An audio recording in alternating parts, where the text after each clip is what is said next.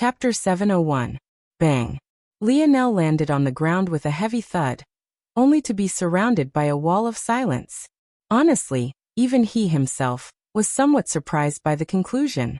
The slight change in his mentality, courtesy of his lovely girlfriend, had actually caused such a great change to his combat prowess even without any fundamental upgrade to his strength. It had to be remembered that just a month ago, Lionel had to put in quite some effort to defeat Nigmir.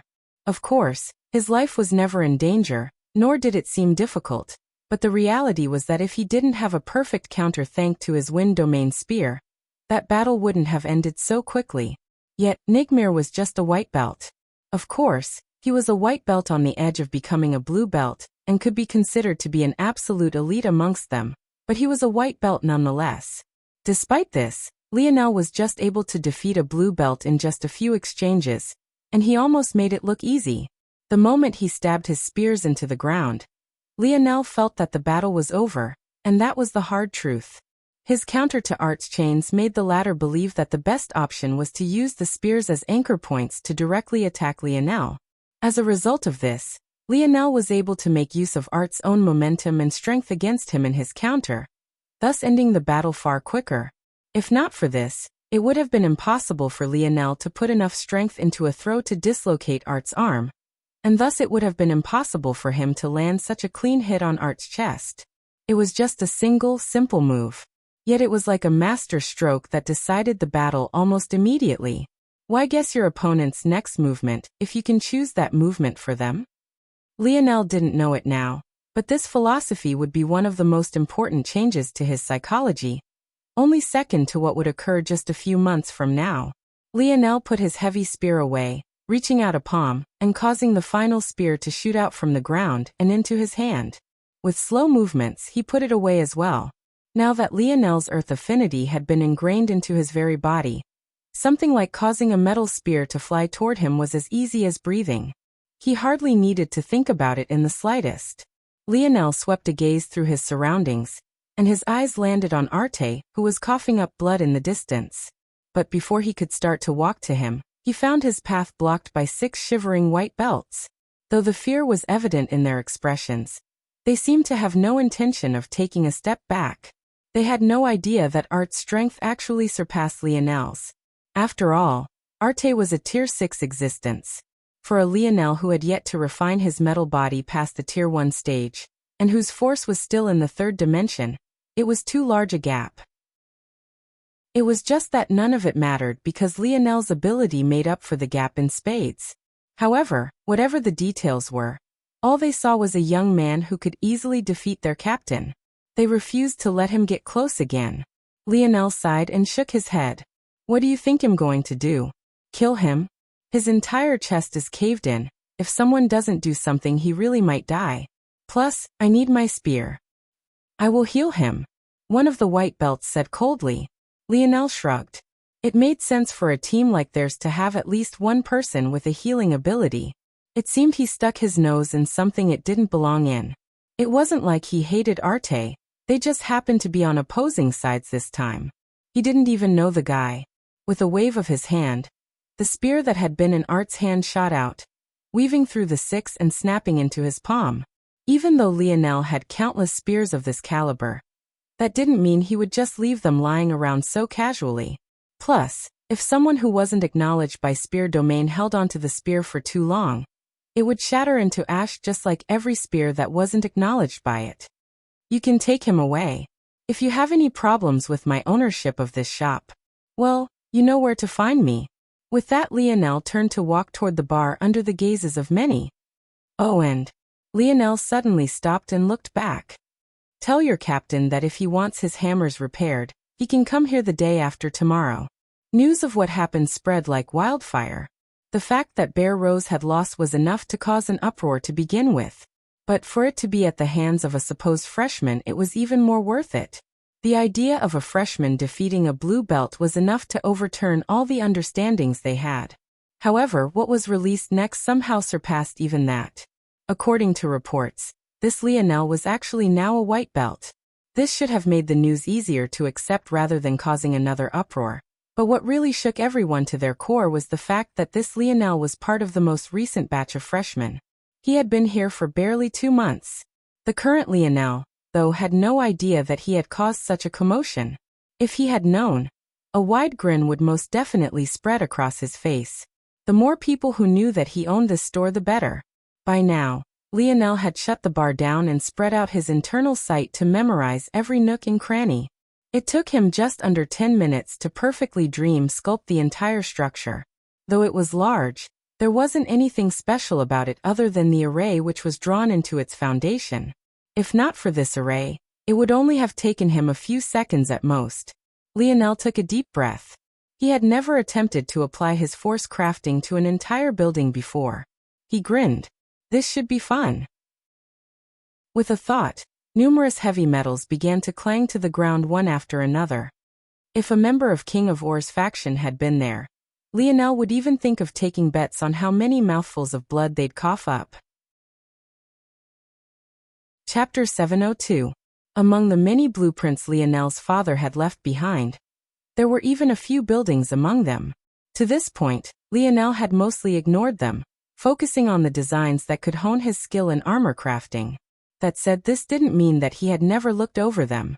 In fact, he had memorized them all already. They were able to give Lionel a basic understanding of construction and the physics that went behind it. Most of it was quite simple in Lionel's estimation, just understanding forces like tension, compression, shearing, and the like. He had already learned about all these things in high school. Plus, even if he hadn't, he could just test his design plans within his dream world. If he did things like that, he would hardly need to think at all. After a few minutes of thought, an amount that was likely equivalent to several hours for even other sensory types and probably several days for normal individuals, Lionel had settled on everything. The first thing he did was completely shroud the small shop in a light elemental illusion, making it look like nothing but a blank space from the outside. Then he burnt everything down to ashes. Let's reconstruct this foundation. Oh, Lionel chuckled. The formation that made up the foundation of the small shop had a few functions. The first was to mark the owner, the second was to mark which union the owner was a part of, and the third was very clearly a monitoring function. Of course, this was only clear to Lionel. At most, this formation was on the level of a Tier 4 force art. It wasn't anywhere near complex enough to throw Lionel off any scent. The only reason it took him so long to dream sculpt was because of its size. Lionel immediately began rearranging the formation. An emblem? Let's go with some spears, maybe a bow, a touch of silver, and we need a mascot. Let's give that honor to Little Blackstar, and give him some wings made out of Little Tolly. Lionel chuckled to himself. With his ability, though he wouldn't call himself an artist, he was most definitely able to perfectly replicate anything in his mind. Something like drawing an image he had in mind was as easy as breathing.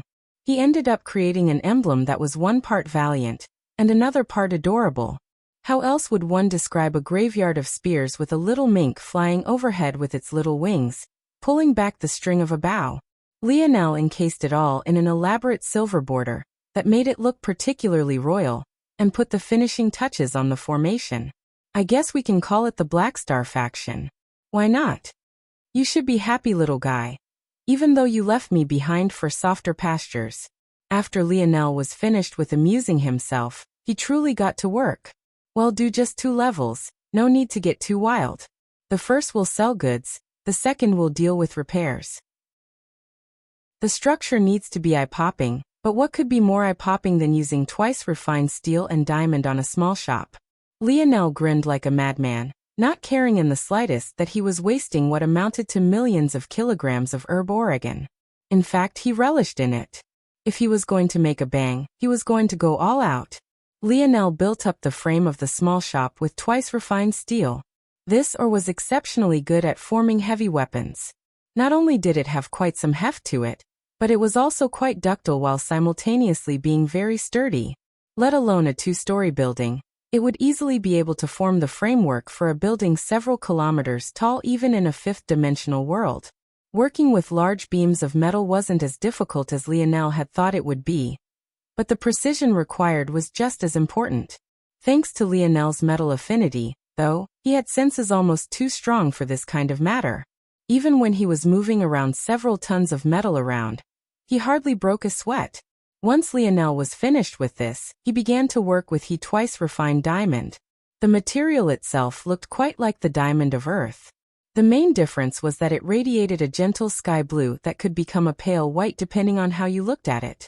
Lionel had a plan. Building a shop of this material would almost make it tacky. As cool as it sounded to have bricks of diamond, it might look more ridiculous than anything else by the end of it all. But what if he made use of the formation below? The transparency and high refraction index of the diamond made it very sensitive to light, especially when introduced at a certain angle. Yes, this could work if I shift the design a bit and tweak the formation. Lionel got to work. His fingers were a blur as he practically fused with little Tolly. He cut the twice refined diamond into perfect pieces. Sometimes they would be prisms. At other times they would be perfect bricks. And there were even some others that had irregular shapes. Lionel mapped out exactly how all of these shapes would fit together. When it all came together, the outside of the building would almost look like a kaleidoscope of shapes. And then, when Lionel activated the formation and the black and silver lights shone through it, the hours began to tick by. On the outside, all anyone saw was a vast blank space. They weren't foolish enough to believe the shop had actually disappeared, but they were shocked that such a formation could actually be laid without issue. It was then, on the morning of the second day, that the light illusion force art finally began to fade. What people saw, though, left them completely stunned to the point that many came to a grinding halt. The black star emblem hung in the skies, showing no signs of dissipating. It was so clear that it could be seen from every point within the city. Then the doors opened. Chapter 703. It should have been impossible for a two-story shop to be so imposing. Yet that was exactly what it felt like. Its outer surface was formed of what looked like shards of glass. A deep, black light shimmered throughout it all, giving it an almost sinister outlook that had a sort of demonic beauty to it. Up above, its emblem slowly turned, radiating out with black-silver lights. The graveyard of spears contrasted by the flying, bow-wielding, little mink should have been jarring. But somehow it felt just right. The shop had no windows. It didn't even seem to have a single door either. It made one wonder if this was just here for looks or if others would actually be able to use it. At that moment, lights coalesced near the second floor, soon forming a line of curved words. Black Star. Unable to withhold their curiosity, many approached the building. It was no surprise that quite a few had been observing this location ever since the battle that occurred 2 days ago ended. Some came with neutral intentions, some just wanted to watch the world burn, while others came to see if there was anything they could take advantage of. However, right when the first person approached, a somewhat disjointed voice began to speak. The youths that had come forward out of curiosity blinked in shock. They had never seen such a thing before. Out of curiosity, some chose the first floor option, only to find that a strong spatial force suddenly latched onto them. Panicking, many who felt such a thing immediately resisted, causing the teleportation to fail. Their hearts almost beat out of their chest, perspiration falling from their brows. Spatial abilities were very rare. Even those who had such abilities in Valiant Heart usually had them in small doses, making their strength somewhat neutered. But that didn't change the fact that being forcibly teleported was maybe one of the most hair-raising experiences one could ever suffer through. After calming down, though, they seemed to have finally come to an understanding. First of all, the spatial tug on them had been very small. In fact, now that they thought about it, it didn't take much effort at all to snap. That likely meant that whatever forced teleportation there was, it wasn't out of malicious intent. And now that they had thought this far, they realized that this force only appeared after they chose which floor to enter. So it's like that. Many began to mutter to themselves. They prompted the message again, and this time, they didn't resist. Their sight blurred for just a moment before they suddenly found themselves in what felt like an all-new world. The walls shimmered like black diamond, filling the room with soft, dim light. The first floor was separated into a few corners. One seemed to sell armor, a few sold weapons of various kinds, separating them into types, and the last seemed to be consumable items. The floors beneath their feet, the walls and the ceiling all made it feel like they were hovering in the depths of space. It was an ethereal feeling that filled them all with wonder. Those are Tier 5 weapons. Wait, look at that. Those are Tier 6. Those at the center there, aren't those Tier 7? The youths felt like fainting. Many of them were just white belts. They wouldn't even normally be in the freshman quarters if not for all the commotion Lionel had caused. But seeing such weapons they would usually have to scratch and claw to even catch the sight of being displayed so grandly. Many eyes lit up with fervor and greed. They rushed toward the counters, scanning through the prices. Why do these damn freshmen get a discount on weapons at and below the Tier 4 level? Where are our discounts? The sudden warning blared through the first floor, making many snap out of their greed-induced states. But, when they looked around, they found that there were really no workers in sight. Not to mention the fact there wasn't a single blue belt to manage such a place. There wasn't even a white belt. Realizing this, the greed in the eyes of many lit up once again. Some hesitated when they heard this, but when they remembered just how weak the forced teleportation had been on the outside, their sneers returned even deeper than before. They couldn't even fathom how this shop owner could be so stupid. Jumping forward, many grabbed at the lofty Tier 7 treasures on display. Get out of my way. Are you trying to die? Come on then, bastard. See if I don't break your legs. At that moment, before they could even truly become rowdy, they all froze. Feeling a strong spatial force envelop them, they all snorted. They all erupted with their own force in unison, expecting to break out of the hold just as easily as before. But in the blink of an eye, they felt as though their force had fallen into an endlessly vast ocean. Before they could even realize what had happened, they had all been booted. When their vision cleared, they were right back on the outside. Many instantly tried to re-enter, only to be stone-walled with this volley of messages. Their eyes widened. No. Let us in. Damn it. Let us in. Their insides twisted with regret. They couldn't wrap their heads around what had just happened. There had just been so much wealth at the tip of their fingers. Those watching on who had yet to enter were shocked by their fervor. Just what was inside? You think a damn wall can stop me? A particularly fiery-tempered man stomped on the ground. He had seen a Tier 7 battle axe in there he had to have. He practically salivated when he laid eyes on it. He had to have it. He had to have it. He stepped forward, flipping his palm over to reveal his own battle axe and swinging forward with all the strength he could muster. His arms flexed, his back practically splintering as he swung. Bang! The man paused for a moment before he was sent flying back like a meteor. A cry of horror left the man's lips before he collapsed in a pile of his own flesh and blood. Women who laid eyes on him shrieked in horror. The man's arms had become nothing but a mesh of blood and gore. It was then everyone realized a shocking fact. The entire shop exterior was formed of twice refined diamond. Chapter 704. The realization shocked everyone to their core. How could a person be so extravagant? They finally understood why it was that this place had no doors and not even a single window.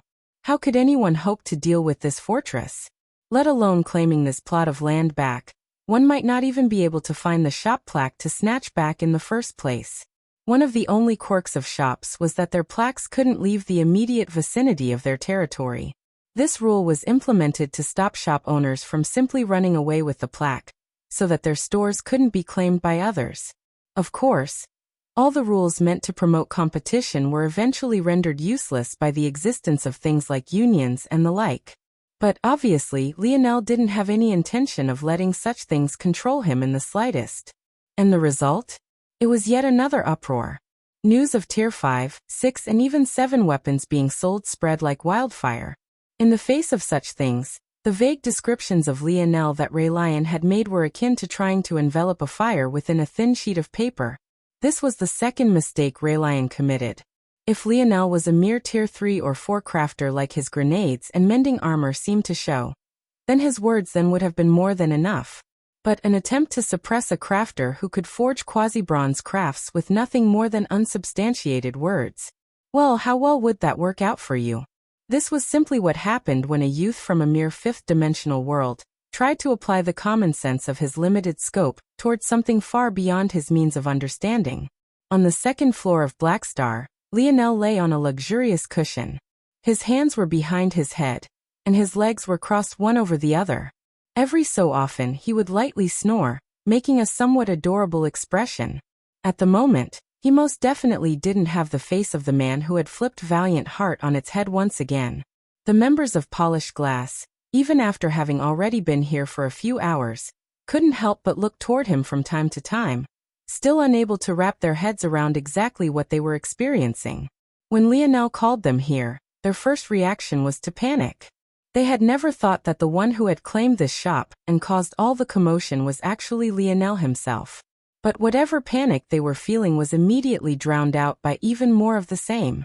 How had Lionel gotten his hands on so much twice-refined diamond? They knew well that this was among Valiant Heart's most valuable exports. For him to gain so much, Kayla couldn't help but think back to the moment Lionel dug through the rubble to take King of Or's map. As much as they were panicking though, their minds were completely overwhelmed by other thoughts not long after. They knew what level of skill it took to work with such a high-quality organ. Yet, Lionel had not only worked with it, he had formed an entire building of it. Not only did his craft come out almost perfect, but it also looked like a glistening work of art. Even now, they felt like they were floating amidst the stars, making it difficult for them to continue on with their work. At that moment, the group was snapped out of their thoughts. That sound meant that someone had chosen to teleport to the second floor. After they made this choice, they would appear within a small waiting lobby, where they would send in the specifications of their order to be accepted by one of them. Up until now, there had yet to be a single order placed despite the fact they had heard this sound several times already. It was obvious that in the beginning stages, everyone was just curious about everything, so it wasn't a surprise for many to teleport to the second floor just to check things out. The group thought that it would be more of the same again, but surprisingly, this time, an order actually went through. But when they saw what it was for, their expressions changed. There was a slight pause. But not long later, a figure manifested within the crafting room. It was none other than Arte, the member of Bear Rose Lionel had defeated just a day ago. To think that he would truly come to repair his weapons. In truth, Arte hadn't planned to. But, after all the commotion began, his team members mentioned Lionel's words from that day. Even then, Arte decided against it. Until he realized just how expensive it would be to repair his hammers normally. He had come here hoping that since this was Lionel's first day of business, there would be some discounts. But what he didn't expect was for the price to actually be so low. A single merit point was worth 10 kilograms of herb Oregon. It had cost Arte almost 100,000 merit points just to buy his hammers, the equivalent of nearly 1,000,000 kilograms of fourth-dimensional herb ore. This was how expensive such a weapon was. Even for a repair, many crafters had asked Arte for at least half of the price of his weapon, making his insides turn green. Yet even after a supposed multiplier for being a blue belt, Lionel's price was still a fraction of the cost. It almost made him sway side to side with happiness. But in the end he managed to control himself. He had heard all about the weapons on the first floor, but he had also fought Lionel personally. In his estimation, Lionel was a rich tycoon from a prominent family from the way he pulled out so many high-level spears to battle with. For all Arte knew, Lionel was just pulling out some of his wealth to show off. There were no small number of rumors about this young man from a family so powerful even the elders of Valiant Heart didn't dare to do anything to him. This was all to say that displaying weapons was one thing, but actually repairing them? This was a completely different matter entirely. Steeling himself for disappointment, Arte stepped forward and cleared his throat, his gaze landing on the sleeping Lionel. Chapter 705. Lionel's eyes fluttered open, a hint of fatigue hidden within them. He could usually go several days to even weeks without sleep now, especially with his ability. But building this shop had really taken a lot out of him. Of course, this wasn't because of the materials itself, nor did it have anything to do with the physical structure of the shop. As for what the true reason was, well, only Lionel knew that. "Oh, you're here," Lionel said. Arte shifted somewhat uncomfortably, clearly very nervous about what state his hammers would be in after all of this. If they were completely ruined, the price he would have to pay to fix them would be even several times worse. When he thought of this, he hesitated again. But unfortunately, it was already too late to back out. In order to stand here, he had to have paid the appropriate price already. Even for him, he couldn't just casually give up 8,000 merit points just like that. If it wasn't for the sheer volume of missions Lionel had accepted all at once, he would have never made 2,000 in a single outing. Plus, without his sensory ability coupled with the frenzy those beasts had entered, he wouldn't have completed it all in just 3 days either. This was all to say that it took a unique set of circumstances for Lionel, a man with combat prowess rivaling a blue belt, to reach 2,000 merit points. So it was no wonder Arte still felt a small ache even though the price was much cheaper than what he had been expecting. Of course, accumulating points through crafting was much easier. All right, Lionel sat up, his torso flexing. You can bring them over here. Yes. Arte walked forward somewhat stiffly, causing Lionel to chuckle. He could tell what Arte was worried about. But clearly the latter didn't know just yet that if there was one person in the whole of Valiant Heart he could trust, it was most definitely him. Since the others couldn't deal with Tier 6 weapons, Lionel took it upon himself. It wasn't even 5 minutes in before Arte began to shed real tears. Lionel had actually melted down his hammers completely. It was all over for him. Bang, bang, bang. Furious roars shook the King of War's faction. Nigmir flew into a rage, his violent wind elemental force tearing whipping marks across the floors, walls and ceilings. He seemed completely intent on dicing the building into mince pieces. That bastard! Bastard! Bastard! Bastard! His fury was practically eating him from the inside out. It felt as though he was going to explode if he didn't vent. This time, Anlin, Sariath's right-hand woman, didn't try to stop him. She too was furious, but there was nothing she could do. They had already thought of reporting Lionel for misappropriation of resources. But Sariath had told them not to waste their time. Lionel had most definitely taken these resources while he was still a black belt. As such, he didn't need to report them. This was just a small and normally useless benefit freshmen got. After all, they were so weak. What goods could they possibly get for themselves? Yet now this small, seemingly insignificant rule had crippled their faction entirely. Their best bet was to wait for Bear Rose to take action. But if Lionel holed himself up in a structure formed of twice refined diamond, was it even possible to get to him? The worst part was that he wasn't violating any of the rules in this regard either. Better yet, the main force of many of the powerful factions were occupied. The war at the border between Valiant Heart and the Oryx tribe was continuously heating up. Many blue belts, including the owner of the shop location Lionel had taken for himself, weren't even present. As though all of this wasn't terrible enough, there was an upswell of dissatisfaction recently. It was unknown where exactly it originated from, but freshmen especially seemed to be enraged by getting the short end of the stick. They had hardly gotten to benefit from Valiant Heart at all, yet it seemed like they had to scratch and claw for everything. Now even many of their own were losing their lives, even to the simplest of missions. How could they not be enraged? Of course, this was easily dealt with by Anlin's estimation. Who cared what a group of freshmen thought? They would be put in their place like they always were. Anlin shook her head. It feels like we're being walked into a corner. But I can't even see who we're playing against. Is it the Oryx? Or have those other fifth-dimensional organizations amped up their underhanded schemes? Valiant Heart had been getting suppressed by these other organizations for a long time already. This was the main reason Valiant Heart had been in such a troubled situation recently, making the timing of the Oryx all the more terrible. It only made sense. The upper echelon of those organizations had been eyeing their Valiant Heart zone for tens of thousands of years already. Now that they sensed a chink in their armor, they believed they finally had a chance to pounce upon. But even now they were still apprehensive about certain things. Now though, they were getting impatient. Forget it. King has already left to the meeting. I'm sure he will be back with a solution. As though by design, the even footsteps of a familiar figure cut Nigmir's rampaging tirade short. Sariath entered with an expression just as calm as always. From beginning to end, he had never shown the slightest hint of a change. It's all been dealt with, he said indifferently. There should be a conclusion soon.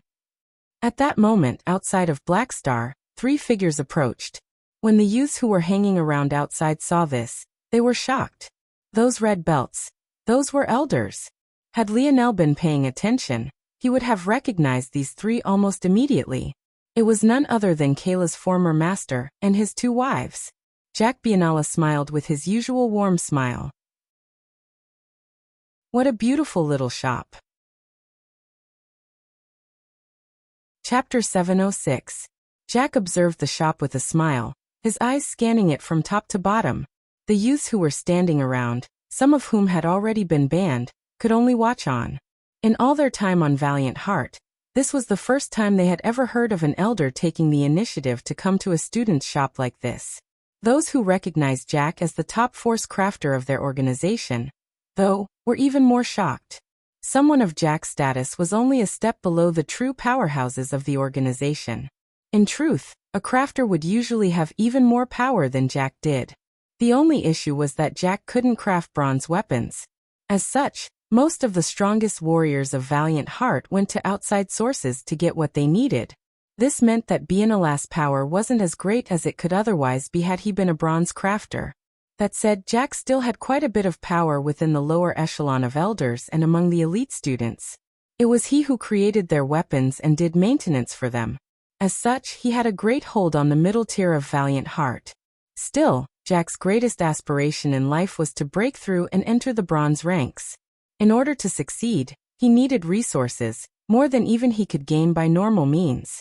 He needed special natural treasures to temper his fingers and help them reach a higher designation. He needed more materials so that he could practice creating bronze treasures to stabilize his realm. And most importantly, he needed the astronomical funds that would be required to buy bronze force arts. No matter which it was, it all required an impossible mountain of resources. When faced with such an impossible to complete task, for the sake of his ambitions, which man wouldn't bend a little? Even if it meant listening to some of the suggestions of those he deemed to be his juniors. Though all of these things were flowing through Jack's mind, his smile never faded. "Let's go," he said to his wives. With that, they walked into the range of teleportation. At that moment, the boxy, fabricated voice faded away to reveal a recorded message left behind by Lionel. "Apologies, esteemed elders. I am honored that you would come to my little shop. However, it should be noted that Black Star only has weapons suitable for those of the 4th dimension. If you understand this and would still like to take a look around, feel free. Unfortunately, due to my inadequate skill, only one of your level of status can enter at a time. Should you still choose to enter, welcome." Lionel's voice was warm, inviting, and carried several layers of humility. It was actually quite soothing to listen to and gave many the illusion of a junior dutifully greeting his grandparents and their close friends. However, for some reason, when it registered to Jack, he felt it was particularly grating on the ears, as though there was a hidden mocking tone he couldn't quite pick up on even with his senses. Jack looked toward his 2 wives. They had a slight frown on their faces as well. But when they thought about it, did any of this really make a difference? If Lionel's voice had said that his pitiful skills didn't allow him to teleport any 5th-dimensional entity, and then there was nothing they could do other than maybe try to slander him. But he had actually said that he could allow one in? What was the difference between 1 and 3? Regardless, a brat in the 3rd dimension wouldn't be able to do a thing. "I will go then," Jack said with a smile. With such a courteous junior, I can't possibly keep him waiting, right? Jack's 2 wives watched their husband disappear before sending a glance toward one another. They had been looking for some kind of relief, but all they saw in each other's eyes was a hint of discomfort. Arte was at a complete loss. Watching Lionel work felt like he was watching a deity gingerly constructing a new race of being. His hands oscillated with such speed that they left a blur in the air.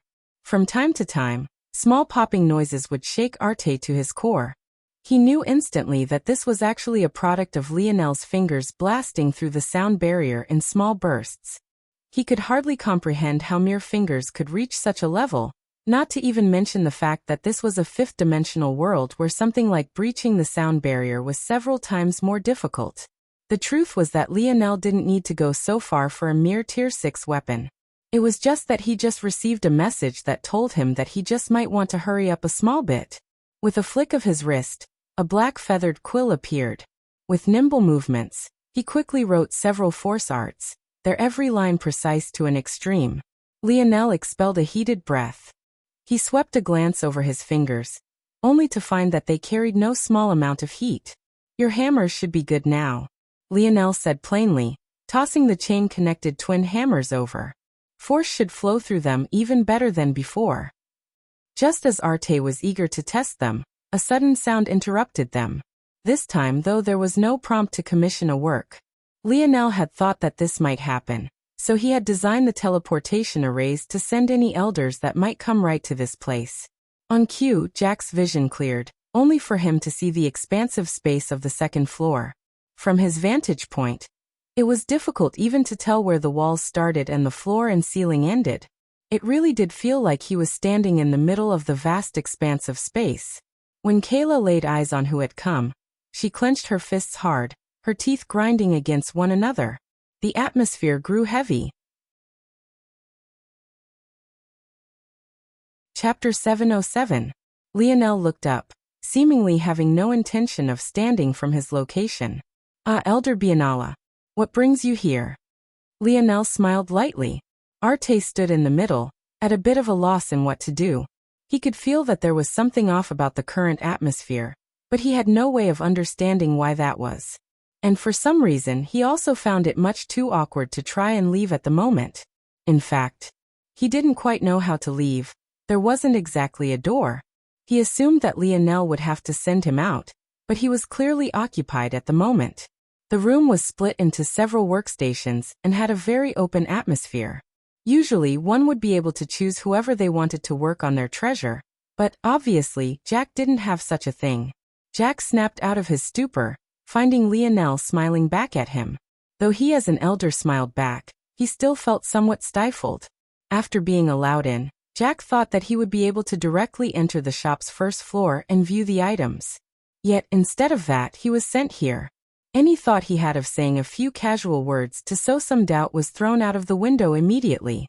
"Ah, Lionel is it, right?" Lionel smiled. "I'm honored that you would remember my name." "Yes, I am Lionel." Good. Jack chuckled. "I was very much looking forward to seeing your shop, but have you brought me here to see repairs instead?" "Ah, yes. You actually came at a good time. I just finished a repair for Arte here. He was just about to test it out." Lionel turned his gaze toward Arte, but by now the latter was drenched in cold sweat. After years on a battlefield, he felt that he was somehow in the heat of another one despite the fact no one had drawn a blade. On one side, there was a fifth-dimensional entity he couldn't hope to defeat. Even if Biennala was a crafter, there was no doubt he could crush him with a finger. Worse yet, he was Valiant Heart's best force crafter. On the other side, there was an existence that might not have been in the fifth dimension, but he was just as impossible to defeat for Arte. He felt that Lionel was an insurmountable mountain he couldn't see through in the slightest. And to make matters worse, he was the only affordable crafter in Valiant Heart. He didn't know what was going on here, but he knew that he didn't want to get involved. Right. I was going to head out to test it a bit. After all, I wouldn't want to break anything here. Arte chuckled a bit awkwardly. "There's no issue," Lionel said with a beaming smile. "This entire shop is constructed of twice refined diamond. Even if a fifth-dimensional existence wanted to cause some damage here, they would have to go all out." Art's lip twitched, trying to look toward Jack out of the corner of his eye. Wasn't that a very clear provocation? A sturdy construction indeed. Jack said with a smile, seemingly not having picked up on any sort of threat. "I say, how did you manage to accumulate so much?" "Oh, the twice refined diamond? It was just a bit of luck." Lionel chuckled. 2 days ago a group of freshmen, including myself, found ourselves being hunted down by a group of oryx and ended up escaping through some mine tunnels. I ended up taking advantage of the situation and making a small bit of profit. Luckily Valiant Heart is good to us freshmen in some ways despite shafting us in most others, so I was able to keep my profit without reporting. Lionel had nothing to hide, so he laid everything bare. I see. Jack stroked his chin. But as though a light bulb had gone off in his head, his eyes widened before his expression suddenly turned to one of worry and concern. You say that all of this happened within the span of a day? Lionel's eyes narrowed into meaningful slits, his smile becoming almost demonic. Yup, he replied cheerily. Just a day was enough. Luckily the shop was quite small. If not for these limitations, I might have added a third floor. Jack sighed. Lionel. Jack shook his head as though lamenting something terrible. What is it, Elder? Is something wrong? Lionel asked with concern. Jack looked up toward Lionel and sighed again. You might not know this because you are just a freshman, but there are certain rules that come with owning shops. One of these rules is that outside resources cannot be used regardless of the circumstance. Whether it be the shop's construction, maintenance, management, or its merchandise, it all must be the product of the student's own hand and created from the resources of Valiant Heart Mountain. The shops were created to promote competition amongst students, not the families that back them. Jack sighed again.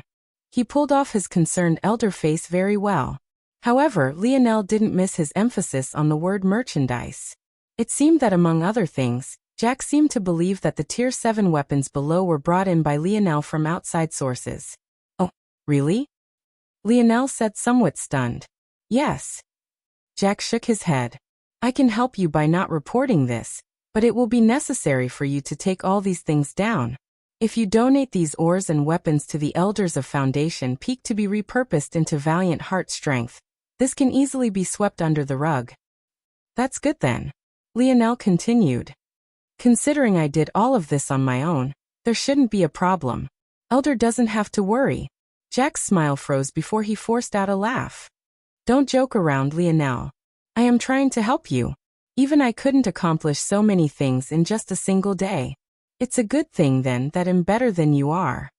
Lionel replied plainly, his smile fading. Chapter 708.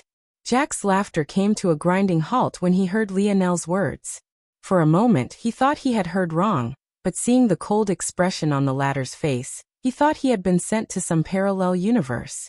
A fourth. No, this brat was actually in the third dimension, and actually dared to talk to him in this way. It felt like he must have been living in some sort of matrix, or this was possibly some sort of great practical joke. But where were the cameras? He was stunned for a good long while, not knowing what to say in the slightest. It wasn't just him. Even Kayla and the others forgot to breathe. Although they all had a tacit understanding that it was Biennala who had screwed them all over, none of them actually dared to say anything. Even when Kayla was wronged by Biennala for so many years, she hadn't dared to do anything other than leave. But even that took great courage. As for Arte, he felt like he was about to faint. Who knew how arrogant higher-dimensional beings were? They practically looked at those within lower states of being like they were ants, and they weren't wrong to. Every dimension was a great watershed. Even though Lionel had experienced this with his body and mind, he couldn't be truly considered to have. In the simplest terms, Biennala, who was in the fifth dimension, should have been like a god to them. Yet, Lionel actually dared to say such words. What did you just say? I don't think my words were unclear, Biennala. Others might see your smiling face and feel forced to ignore the atrocities you've committed, but I feel no need to. I don't have to kiss at your feet because in my eyes, what you can provide to me is worthless. My calling you an elder is nothing more than respect for your being born earlier than I was. According to my understanding, due to your haughtiness, you've never truly joined Valiant Heart. Instead, you a contracted representative brought over from a crafting guild. This only makes your coming here to try and enforce rules on behalf of the organization laughable. However, since I still have some accounts to settle with you, I will play along. This is already the second time you've slandered my crafts. I promise you, there won't be a third. Lionel's temper flared. Rage he had been holding down for several weeks already boiled over. He gripped the quill in his hand. With swift movements, he removed his crafter gloves from his spatial ring, and threw them to the ground at Biennale's feet. Jack looked on stunned. Of course, he understood the meaning of this gesture. He had never thought he would see such a thing here. Memories of years gone by swirled through his mind, his expression twisting to the point it became dark beyond recognition. A duel of crafters looked eerily similar to one of gentlemen.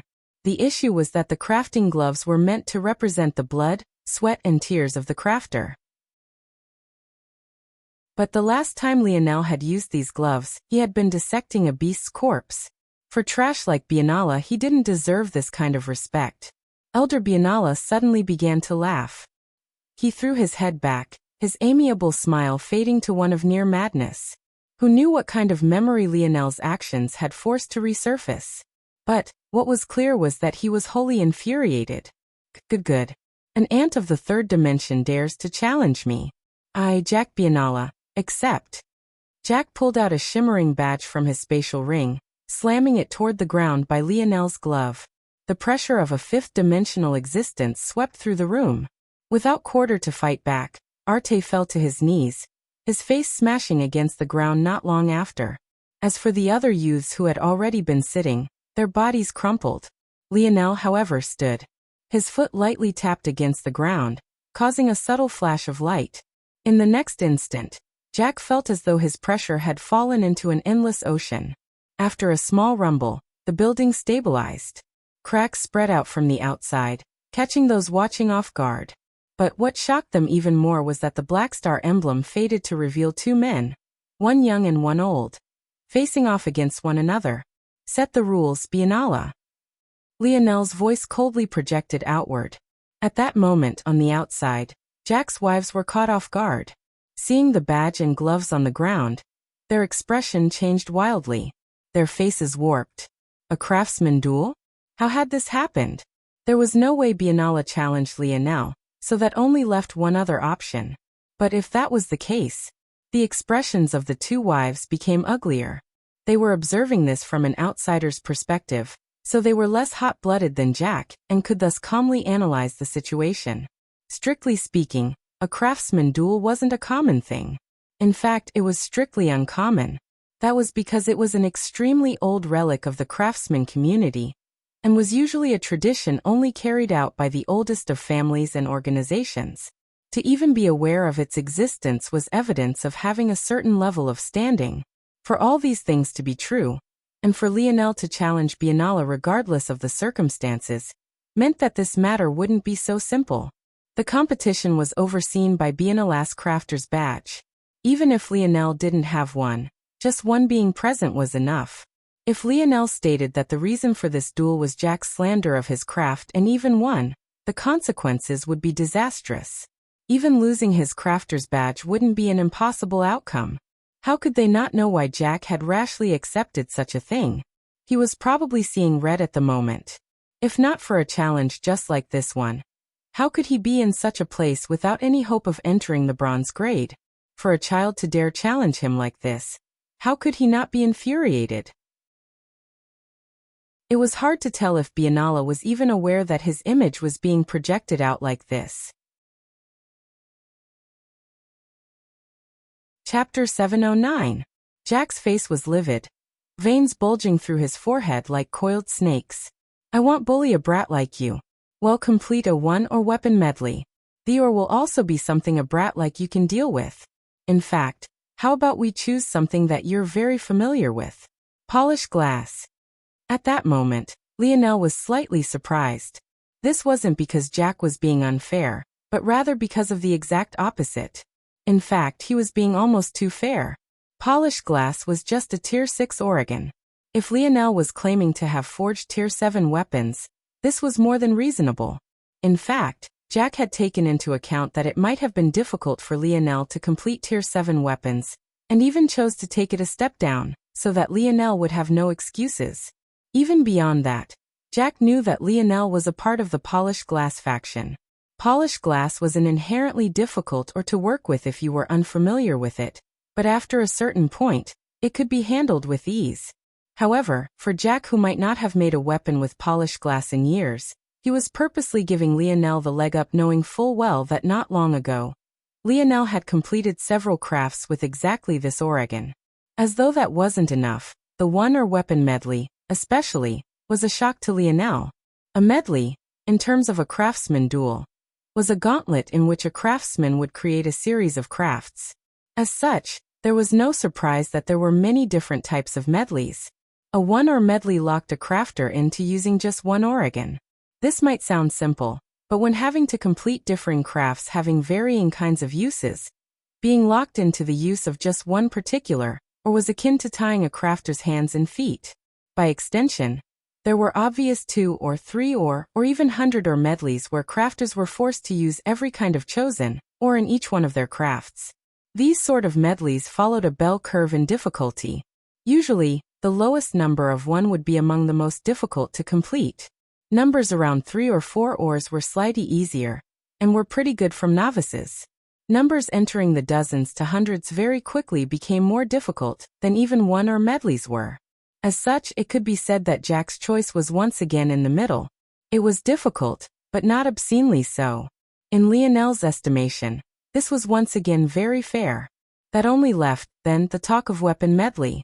A weapon medley was once again a specific type of medley, but this one focused in on the crafting of weapons. As such, one might imagine that there could be armor medleys, consumable medleys, movement treasure medleys, escape treasure medleys, so on and so forth. A weapon medley also came in several shapes and sizes. But since Biennala didn't specify, this meant he was referring to the most commonly used weapon medley, the 9-core weapon medley. The knife, sword, saber, battle axe, staff, spear, glaive, halberd and bow. In this exact order, one could find the least to most difficult weapons to craft. During a 9-core weapon medley, a crafter would start at the easiest and work their way up. In this case, they would only be able to use a single, or to complete each one of these crafts. Of course, there was only one problem with all of them. If Lionel tried to make a spear, it would most definitely combust into a pile of ashes. And according to the rules of the medley, he wasn't allowed to continue to the next weapon unless he finished the one that came before it. This only left Lionel with one choice. If he didn't sweep the first 5 weapons of the medley, he would lose. When Lionel heard Jack's choice for their duel, his opinion of the elder had already somewhat changed. Even if it might have been because Jack didn't believe he needed any underhanded tricks to defeat Lionel, Lionel still altered his opinion somewhat, and even believed that Biennala might have been a more skilled crafter than he gave him credit for. This realization placed a faint pressure on Lionel. After all, it wasn't as though he could forge a quasi-bronze treasure with a tier 6 ore. He would be limited in this regard. As such, he had to surpass Biennala with quality. At that moment, Lionel grinned, a stifling aura rushing from his body. "All right, Elder Biennala. Let's do this." Jack's expression flickered when he noticed Lionel had gone back to politely calling him elder, but his mind was still too furious to linger on this for very long. "Kayla, we still have a large store of polished glass, right?" "Ah. Yes. Kayla, who was still trying not to shiver, weakly called out. "Good. Bring it all here."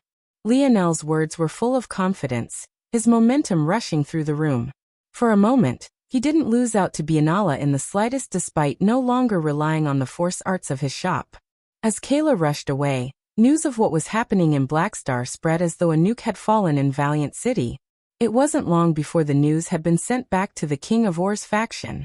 At that moment, they were all looking toward Seriath for an explanation of what to do. Seriath frowned.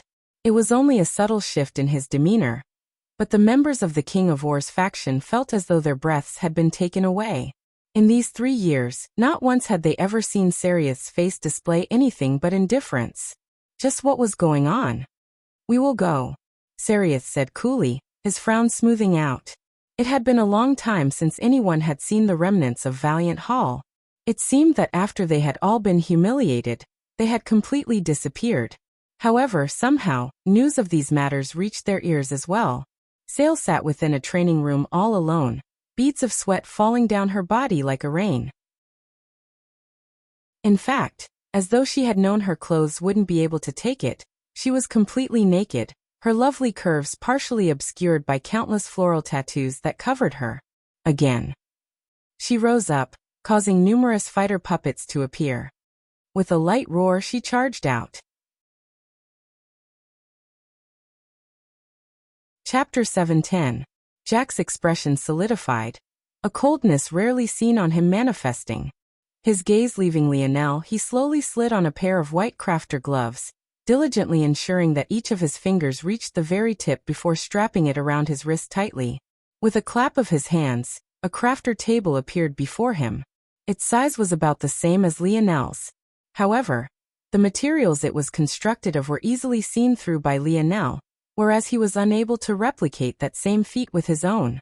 Lionel was aware that a crafter's workbench should be as inseparable from himself as his crafter gloves, force art quill, and his familiar.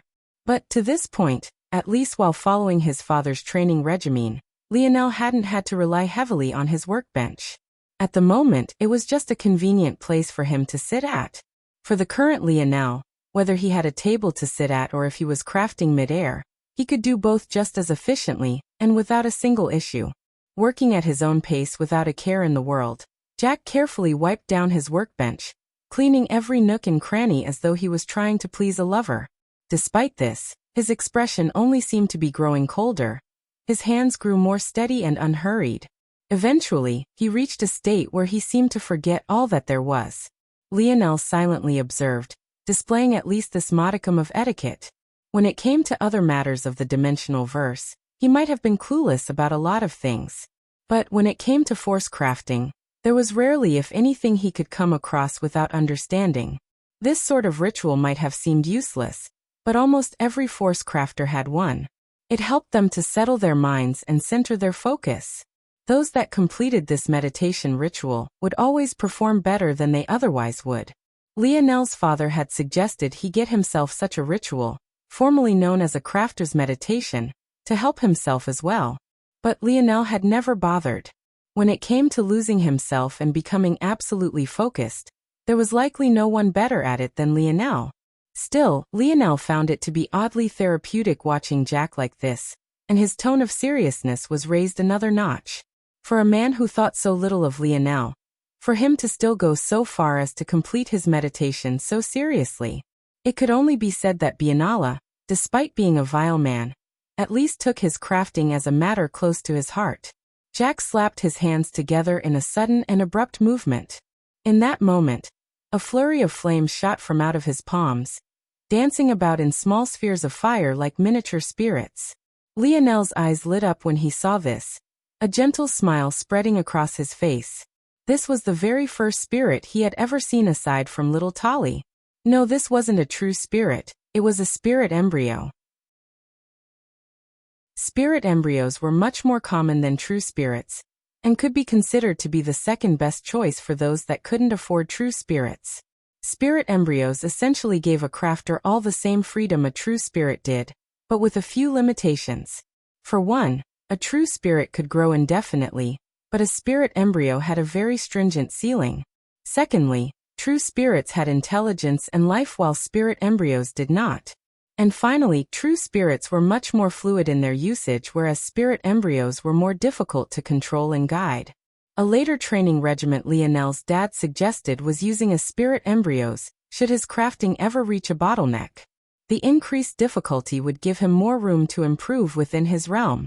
Lionel couldn't help but be fascinated. In fact, so was little Tolly, who peeked out from his wrist. If Jack hadn't been so focused on his craft, he would have definitely been shocked out of his wits seeing a true spirit. However, by now he had already blocked out all distractions. "I guess it's time we start, HM? Little Tolly? Blop bloop, what did you say? I heard that Lionel challenged Elder Biennala to a duel amongst crafters. There's already a large crowd gathering around Blackstar, and it seemed like Elder Biennala is going all out." Sale listened to the voice through the intercom of her training room, her expression flickering. Ever since she was defeated by Hephaestus, she realized just how much she was lacking. She had spent so much time worrying about trying to keep Valiant Heart together that she neglected her own strength. Ultimately, it ended up being her own weakness that led to the downfall of Valiant Heart. The words Lionel had spoken that day continuously rang in her mind like two hammers smashing continuously against her skull and pulling at the strings of her heart. They were truly quite pathetic, were they not? They wanted Lionel's help, but were too cowardly to ask for it. They wanted to keep the status quo but weren't brave enough to fight for it. They wanted Valiant Heart to survive into the future, but they were actively allowing it to rot right before their eyes. Sale realized after all of this introspection that she didn't even hate Raylion as much as she should. In fact, if it wasn't for the fact he slandered her master and dragged his name through the mud, she might not hate him at all. Unlike her, he was willing to do something, to fight for something. Even if the end goal was to fulfill his own ambition, ultimately, his ambition was to rule over Valiant Heart. Would he want to take on a crumbling faction? Of course not. In his own way, Raylion was trying to force Valiant Heart to rise up again, just like she was. It was just that while she was passive, he was willing to fight. For Sale, this was a complete shift in her mentality. It was also why even after awaking from her injuries, she never went to seek out Lionel. Still, now suddenly hearing about all of this, Sale was suddenly left feeling somewhat expectant. If there was anything that represented the old order of Valiant Heart, it was most definitely Biennala. He hoarded so many resources and so much knowledge for himself, working the students under him to the bone even if they had talent. He was the product of a system that was fundamentally rotting from the inside out. Then there was Lionel. He always seemed to tiptoe the line of rule breaker and law-abiding student, testing the limits as he pleased without a worry in the world. He was the budding talent of their Valiant Heart, trying to push through the oppressive rule of those who got here before him. Sale felt like she couldn't miss this. She rushed to a corner of her training room, turning on a blisteringly cold shower head, and getting rid of every ounce of sweat on her lovely body. The tattoos that covered her faded back to fair, delicate skin, her wet hair clinging to the curve of her breasts. Not long later, she shot out of the training room in her uniform, her hair still dripping wet.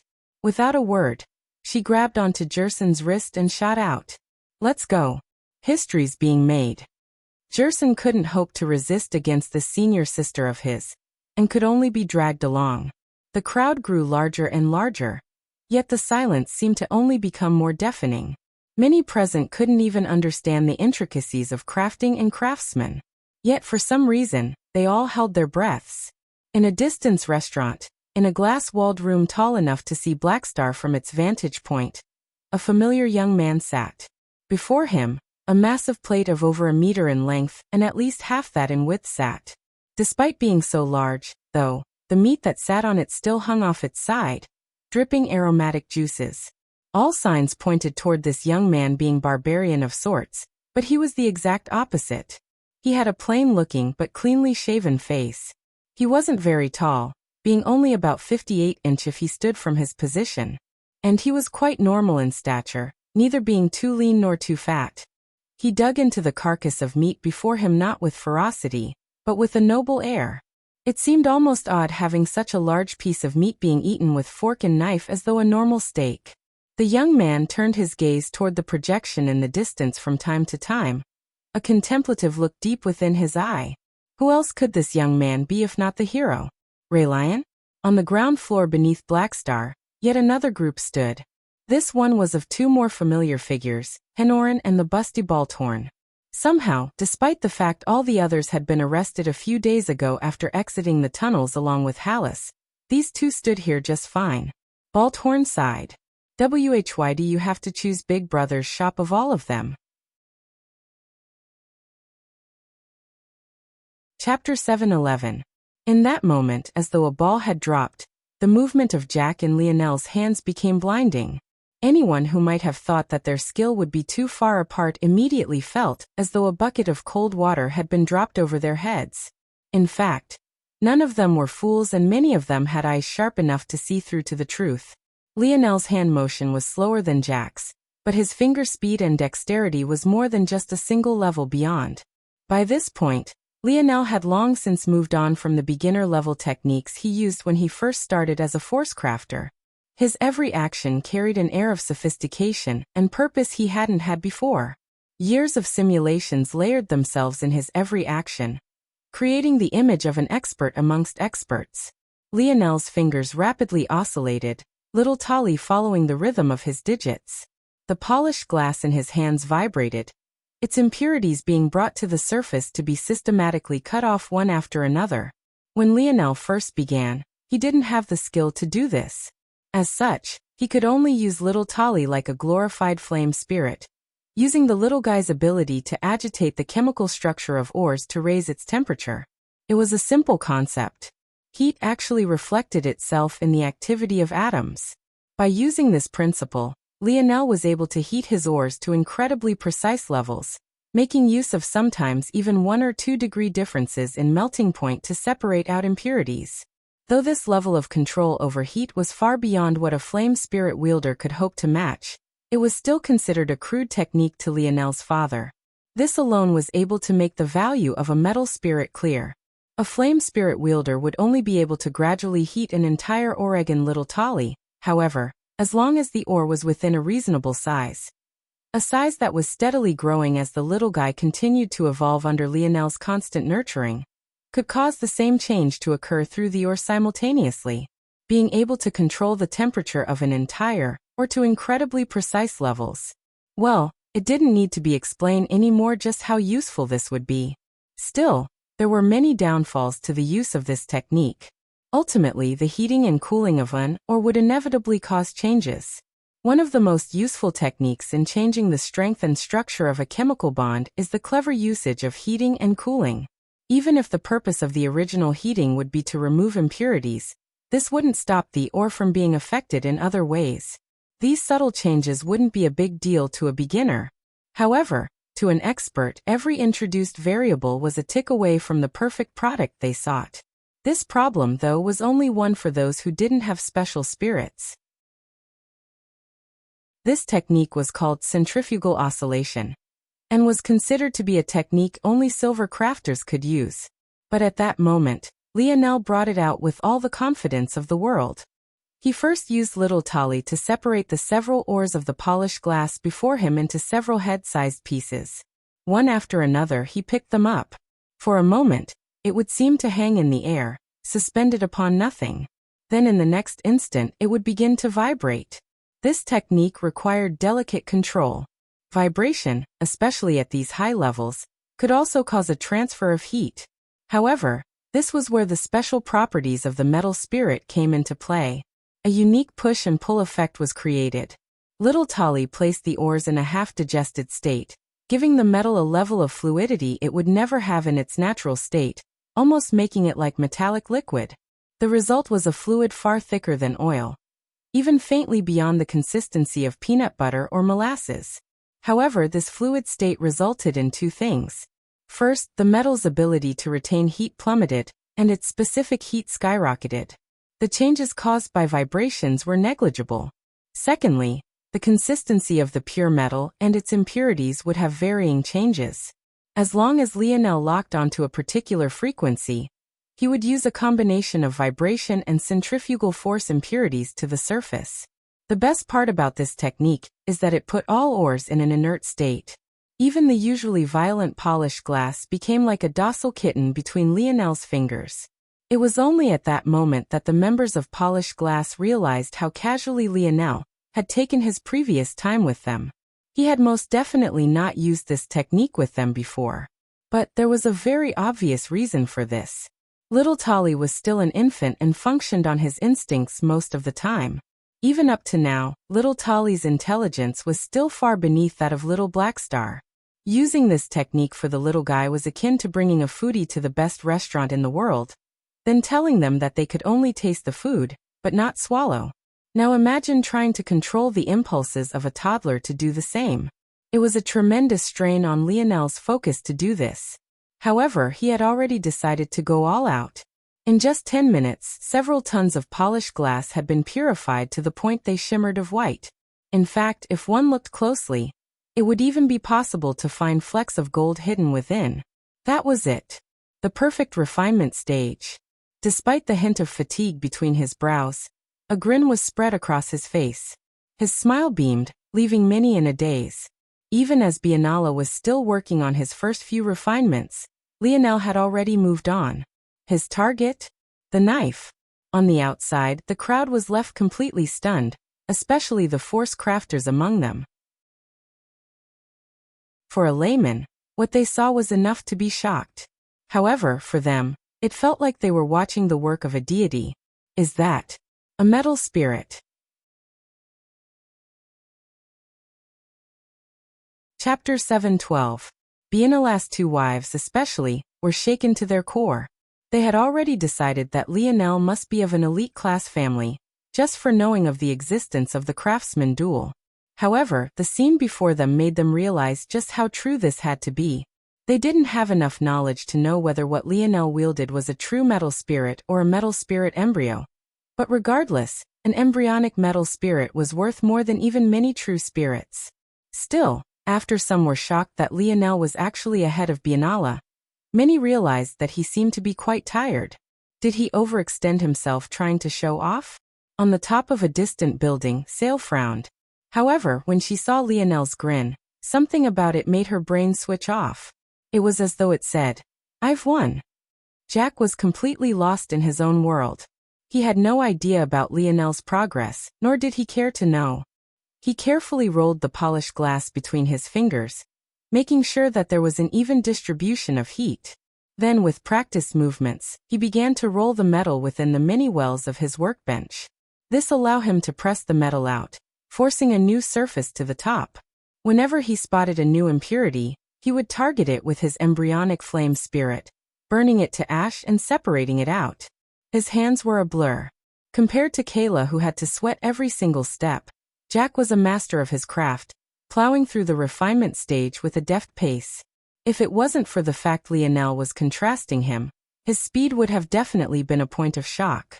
20 minutes after Lionel, Jack managed to finish, moving on to his first craft. The knife and the short sword had a thin line of separation between them. However, what was most important for either was their light weight, their sharp edges, and most importantly, their balance. Thinking through this, Jack believed he had decided on a perfect path. By now, though, Lionel had long since begun, and was only putting the finishing touches. Despite the fatigue between his brows, his speed didn't seem to slow in the slightest. In fact, it even seemed to faintly increase. Lionel knew, much like Biennale, that the knife category also encompassed short swords. Without hesitation, he began to make a 1.5-foot long blade. Polished glass was the best for its edges and sharpness. Lionel believed that a short sword could more easily take advantage of this. However, the striking differences between his actions and that of Jack's once again left the crowd in silence. Jack had to melt his refined metal down, delicately picking out molds and using the wells of his workbench to fine-tune the final product down to his specifications. But Lionel? All he had to do was send a perfect image of what he wanted to little Tolly through his dream world. In the blink of an eye, little Tolly would envelop the appropriate amount of refined metal, and by the time the little guy released, a perfect mold would be left behind. To the eyes of a layman, it looked like Lionel was cheating. Only the force crafters in the audience, who were well aware of how difficult it was to control metal spirits, stood in awe, their hands trembling.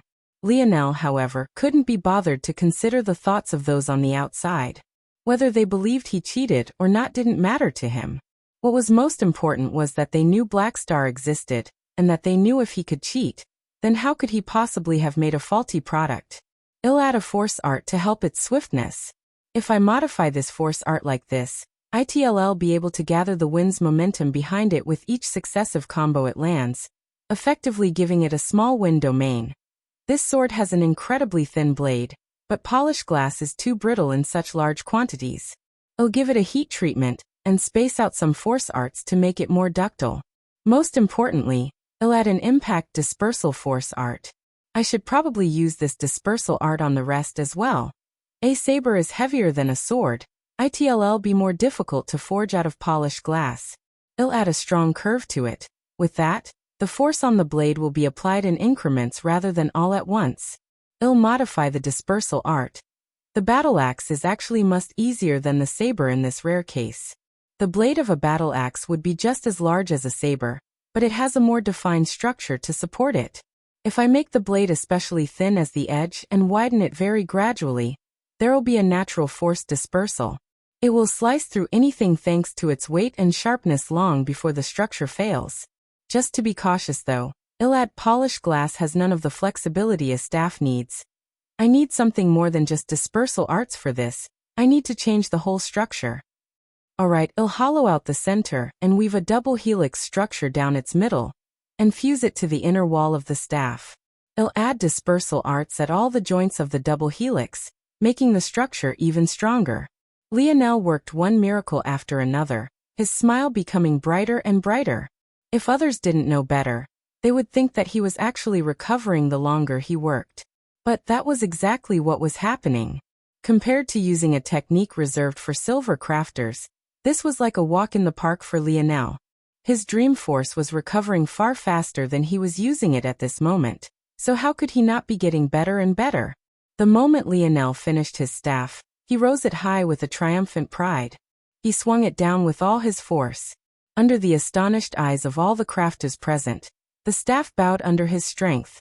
Yet the brittle polished glass showed not a single sign of snapping. Lionel grinned satisfied. The double helix structure could be seen through the transparent casing of polished glass. It gave those watching on the feeling of watching a work of art rather than a weapon. Then, Lionel sat with his 5 weapons before him, a calm smile on his face. However, those who knew the rules of the one or weapon medley suddenly had warped expressions. Why did he stop? Wasn't this too arrogant? Chapter 7:13. Jack had not a single clue that Lionel had finished. His hands continued to move at their same steady and quick pace, his expression unhurried, and his brows focused. However, it wasn't long before everyone began to realize that something was wrong. Even those who were completely uninformed on matters of force crafting. Everyone had expected things to come to a conclusion after Jack completed his staff. But rather than doing this, Jack continued on to diligently and calmly complete a spear, then a glaive, then he even completed a halberd before he came to a stop. His brows furrowed in thought for at least a half hour before he shook his head. He couldn't think of any way to complete a bow with just a single oar. He might be able to apply some principles he used to forge his flexible polearms to make the main body of the bow. But not only did he feel like it would be no good, he couldn't even begin to think of a method to forge the bowstring out of polished glass. Any attempt he made would end in failure, that he was certain of. Realizing this, Jack finally allowed his gaze to regain focus. He stretched his body, feeling only a slight tinge of fatigue. But if he needed to, even doing this 10 more times wouldn't be much of an issue. After all, he was a 5th-dimensional existence while this was nothing more than a few Tier 6 treasures. Jack looked up for the first time to find Lionel sitting in silent meditation. His lip twitched. Had this brat really finished before him? But when he saw the mere 5 weapons before Lionel, his brows raised. His first thought was that Lionel had been stumped when it was time to form his spear, much like he had been stumped at the forming of a bow. After all, Lionel was just a kid.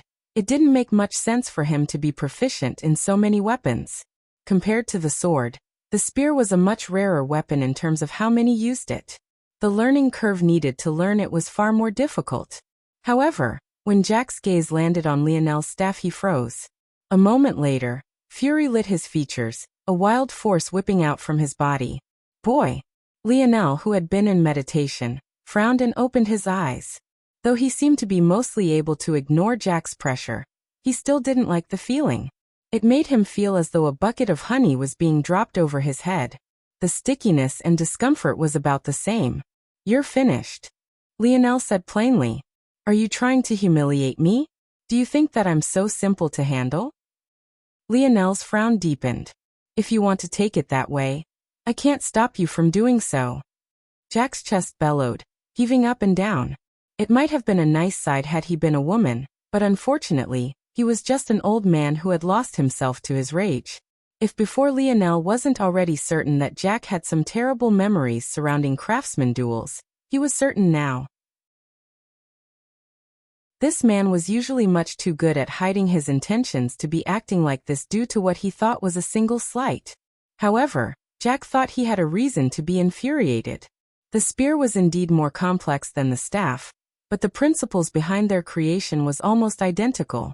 The main difference was in the blade and in ensuring that the spear was properly balanced even with such an addition. Seeing that design of Lionel's staff, Jack's immediate thought was genius. For several seconds, the equivalent to an eternity for a person with his power, he couldn't take his eyes off of it. At that moment, he understood that Lionel was looking down on him. For him to complete exactly 5 weapons, just enough to claim victory in a medley with 9 rounds. It was nothing short of abject humiliation. How could he not be furious? Lionel could only sigh. This sort of disrespect was something he would never do, especially when Jack was giving him a high level of respect back. The 2 most important pillars of Lionel's life were respect and persistence, concepts his father had long since ingrained into his very being. How then could he slap Jack's face when it wasn't warranted? He would always return the same energy he was given.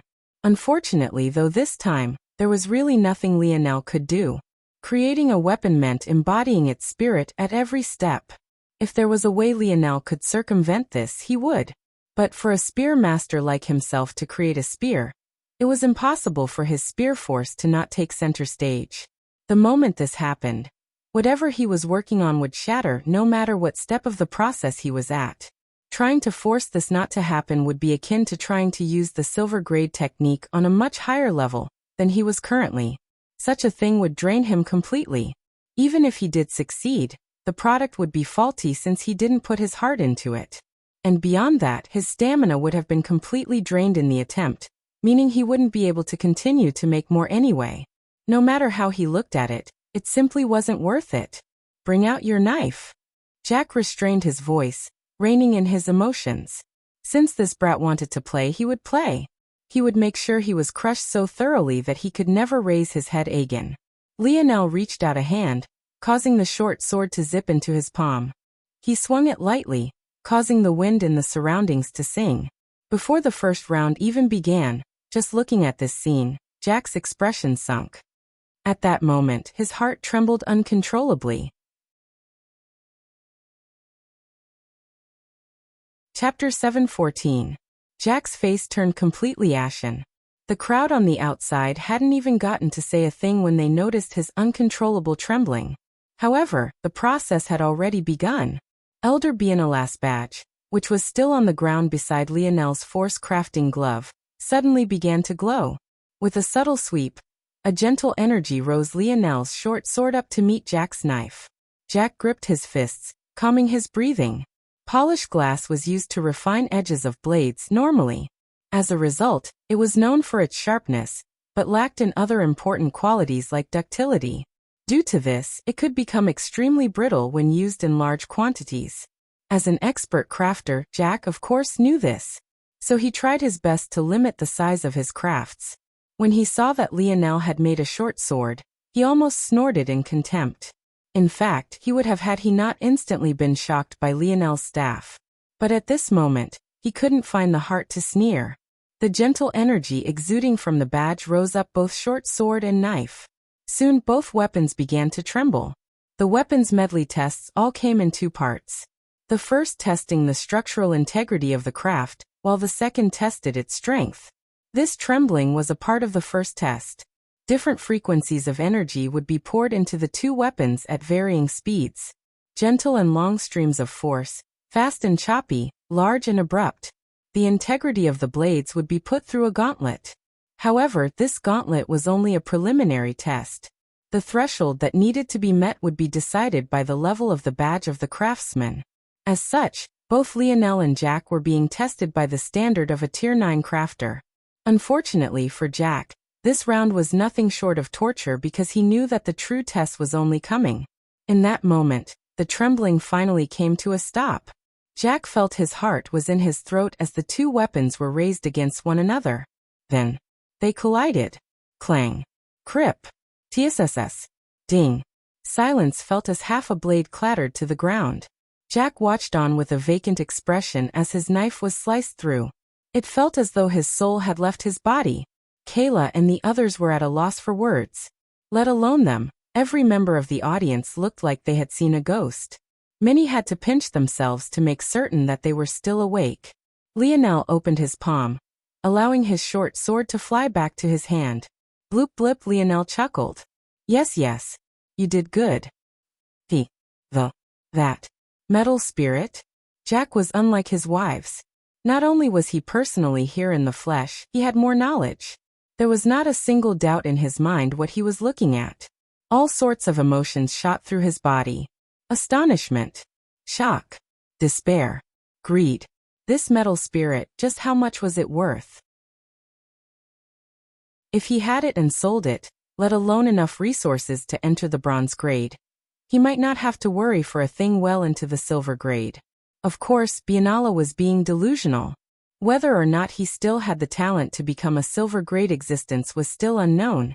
Yet he was counting his chickens before they hatched. Before he could do much of anything, though, their two swords rose out as one. They began to tremble just like the others, but soon stopped to be set against each other. Clang, clang, crip, tss, ding. Jack's sword only lasted 2 strikes. Ding. His saber only lasted 1. Ding. His battle axe managed to last 3. 2 staffs rose into the air. On one side, there was Lionel's double helix encased structure. On the other, there was Jack's cutout spine design. Much like each of the clashes before, Jack's weapon was only a fraction the weight of Lionel's. And it showed. After a single strike, Jack already heard his spine structure crack. The sound was so jarring that he felt for a moment as though it was his own back that had snapped.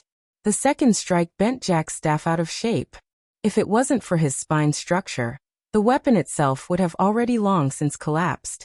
But this only meant that it didn't stand a chance on the third strike. 5 weapons. 5 losses. Jack was so shell-shocked that he wasn't even sure how to react. Shouldn't it have been close? Shouldn't there have been some suspense? Some intrigue? Some small bit of face left for him? This must be the power of a metal spirit. It must. Jack's pupils flickered between greed, rage and another emotion. He might not have recognized it himself, but his wives most certainly had. It was sadness. Seems I overestimated him a bit. Lionel couldn't help but think this to himself. This was the first time he had seen the standard of a supposed expert that was meant to be on his level. Though Lionel was close to the skill of a bronze crafter, he had still yet to actually craft one, so it could be said that he and Biennala were at about the same level. If he had known the gap was so large, he wouldn't have wasted time using a silver grade technique that took so much out of him. Are you convinced? Lionel asked. Jack, however, didn't seem capable of responding. He stared blankly at Lionel. The silence of the crowd was palpable. From the very beginning, most never breathed a word, watching this all play out in complete silence. The freshmen, and even many white belts and blue belts watching on felt as though something had clicked in their minds. Something about their demeanors shifted. Though it was subtle, it was there. However, before they could fully grasp onto that feeling, Jack finally spoke again, his eyes almost reddened with a tinge of madness. Your metal spirit. Give it to me. Give it to me now. Chapter 7:15. Kayla's expression changed, a strong worry taking over her heart. Yet, at that moment, Jack's aura was so stifling that she couldn't speak even if she wanted to. For Arte, who had been caught up in the mess since the very beginning, he could only smile bitterly. Was this really how things were going to end? Lionel would have had a better chance if he didn't allow Jack in at all. At least in that case, he might be able to argue that his shop was razed to the ground and get himself some compensation. However, even with all this worrying around him, Lionel didn't seem to react much to Jack's demand nor his fiery gaze. This seems to be a running theme with those of you who hold power in this place. Lionel replied. You all believe that you can just do anything you want. Jack took a step forward. If it wasn't for his own workbench blocking his way, his hand would already be on Lionel's throat. But this sort of small obstacle wouldn't hold him back for very long, if at all. The only reason Jack was still showing a modicum of restraint was because he was well aware of how dangerous true spirits were, especially metal spirits. Though he could protect himself with his force, he also knew that this wouldn't last long. What would ultimately happen is that the metal spirit would eat through him and enter its overeating phase. If that sort of frenzy happened here, it would be a wonder if anyone could stop it. He needed Lionel to hand it over willingly and without a choice, making the little spirit believe that this was just another part of its tasks. After that, brainwashing and making the metal spirit forget Lionel was just a matter of time. With how gluttonous such spirits were, it would only require a large amount of food. As for the idea that Lionel wouldn't hand it over, Jack didn't even think of such a thing. Did a third-dimensional ant have the right to resist him? Unfortunately, Jack had no idea that on the outside of the shop, the faces of his two wives were growing uglier and uglier by the second. At this point, the two didn't even dare to look around for fear of meeting a gaze they didn't dare to match. The silence of the audience was just the same, but the atmosphere was completely different. Maybe in the past many wouldn't react like this seeing someone powerful assert their dominance. But for some reason, many in the crowd felt a discomfort down to their very bones at that moment, as though something fundamental about their ideologies was shifting. "Give me the metal spirit, boy." Jack practically growled. Lionel indifferently remained in his seated position. "Do you think the reason I defeated you is because of my metal spirit? Don't you think your actions right now are a bit sad?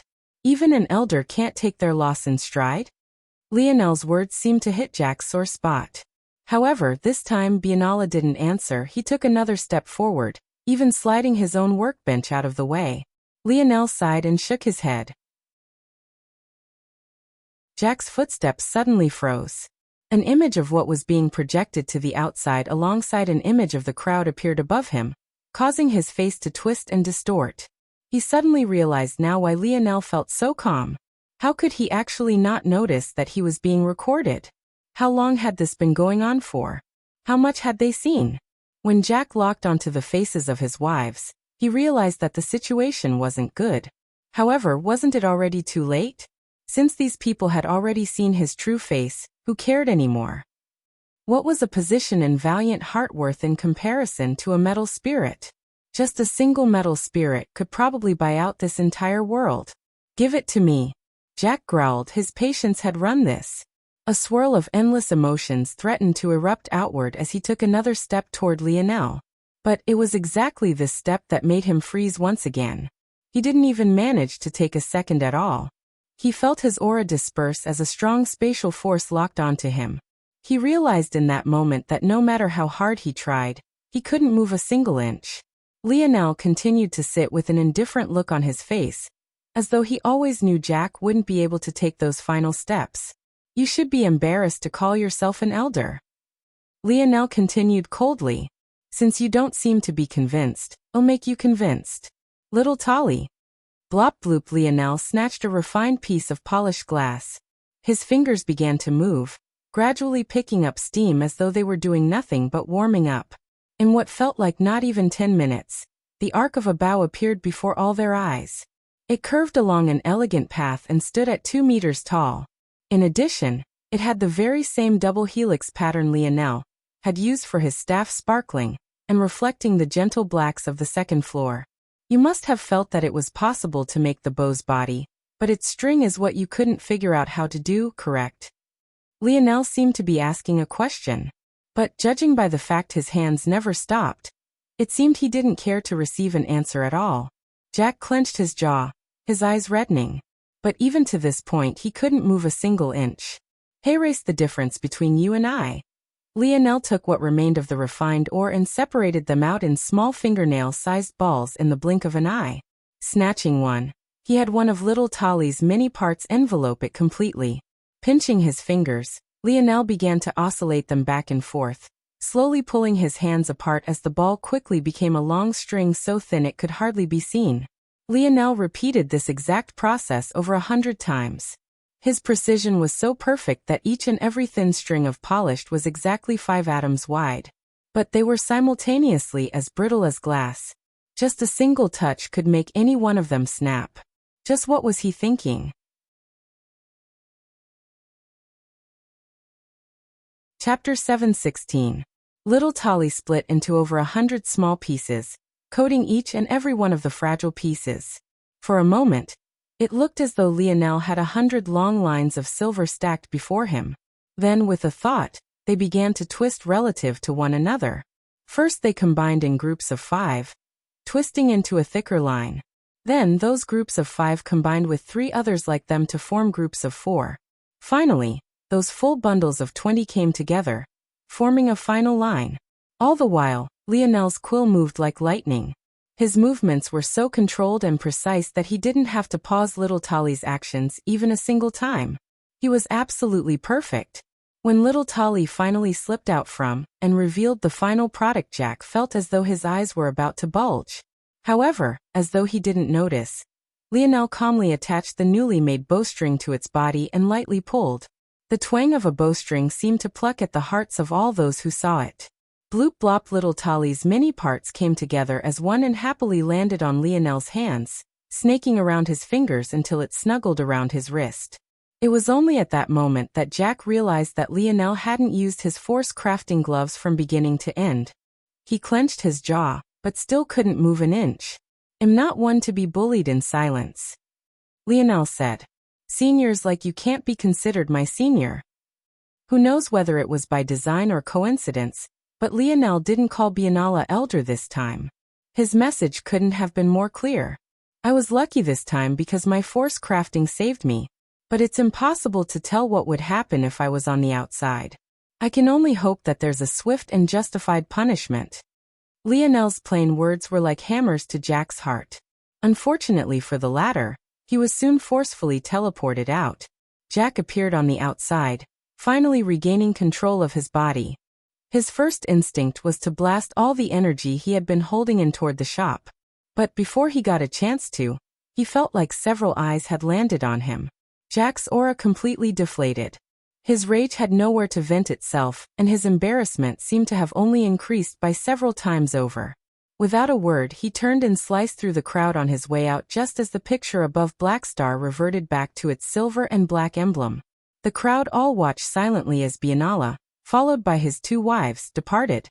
Though none of them said a word, somehow, the silent condemnation was even worse than receiving a verbal barrage. On a distant rooftop, Sale watched on in silence. She didn't even notice when her eyes had begun to brim with tears. "What are you crying about?" Jerson frowned, looking at Sale as though she had lost her mind. What was wrong with this senior sister of his? Jerson didn't like Lionel very much to begin with for obvious reasons. Plus, he also didn't know much about force crafting. He just barely knew enough to know that it was impressive for Lionel to defeat Biennala, but he didn't quite know how impressive. What he felt, though, was even if this was a pinnacle achievement, it definitely shouldn't be anything worth crying like this over. Right? The only thing that truly shocked Jerson was the fact Lionel was actually able to send a fifth-dimensional existence packing without lifting a single finger. Sale wiped her eyes with a forearm and smiled, not bothering to explain in too much depth. Jerson didn't quite get it, because he was one of the few who would have fought for his rights against his seniors regardless. Even when he found out Lionel had a great background, he disdained him more than respected him. In the mind of a talent like Jerson, he could already fight for everything he wanted. So Lionel's words made no difference to him. However, if everyone was like Jerson, the organization would have never fallen to this point to begin with. By now, it had little to do with him and everything to do with those below. She didn't know what Lionel had done, and she had a strong feeling that this was definitely not the first time he had planted such seeds. But the result was something she was seeing right before her eyes now. He's doing all of this just for revenge toward a person who didn't even dare to say his name. How good would it be if he was doing all of this for less petty reasons? What result would there be if he did it because he loved Valiant Heart? In another distant building, Raylion finished the last of his meat, leaving behind nothing but an exceptionally clean plate of bone. These petty tricks are meaningless if you don't have the strength to back them up. As quickly as you can light a fire in their bellies, they can just as quickly be extinguished. Lionel collapsed to the ground the moment the images disappeared. Compared to his previous appearance, his current look was pitiful. In fact, he looked as though he had placed a step into a long-since-prepared coffin. He had really outdone himself this time. He could have just sent Jack out right after locking him down, but he had insisted on making his bow first. If it wasn't for the fact that Jack had been so focused on his craft and forgot to struggle with all his might, Lionel really would have collapsed first. Lionel was able to rely on a combination of his divine armor and his prepared force arts to barely deal with a single weak fifth-dimensional existence in a prepared environment. But in order not to reveal his divine armor too early, he put even greater strain on himself that he needed to. Now the world around him was completely blurry. Even as Lionel's consciousness faded, his lips still curled. He could consider phase 1 over. Now came the fun part. His fists were really itching. Chapter 7:17. If there was ever such a thing as rolling in merit points, Lionel had definitely reached the epitome. The sales his shop reached day in and day out could make even some elders bleed. Of course, much of these merit points went toward buying more materials to sell even more. However, even with this being the case, the profits alone were astronomical. There was simply no other place in Valiant City where they could get such cheap high-level weapons.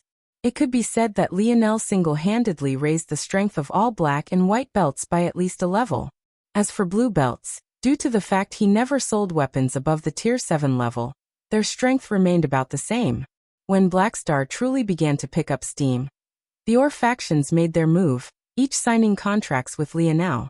Like this, Lionel didn't even have to worry about acquiring ores himself. Every week he would receive a large supply of his own. It was no surprise then that the ones who suffered the most were the King of Ores faction. Not only had Lionel used their foundation to build the impenetrable Blackstar, but they obviously couldn't sign a contract with Lionel, who was now effectively holding what amounted to about a 10 to 20% share of the ore market.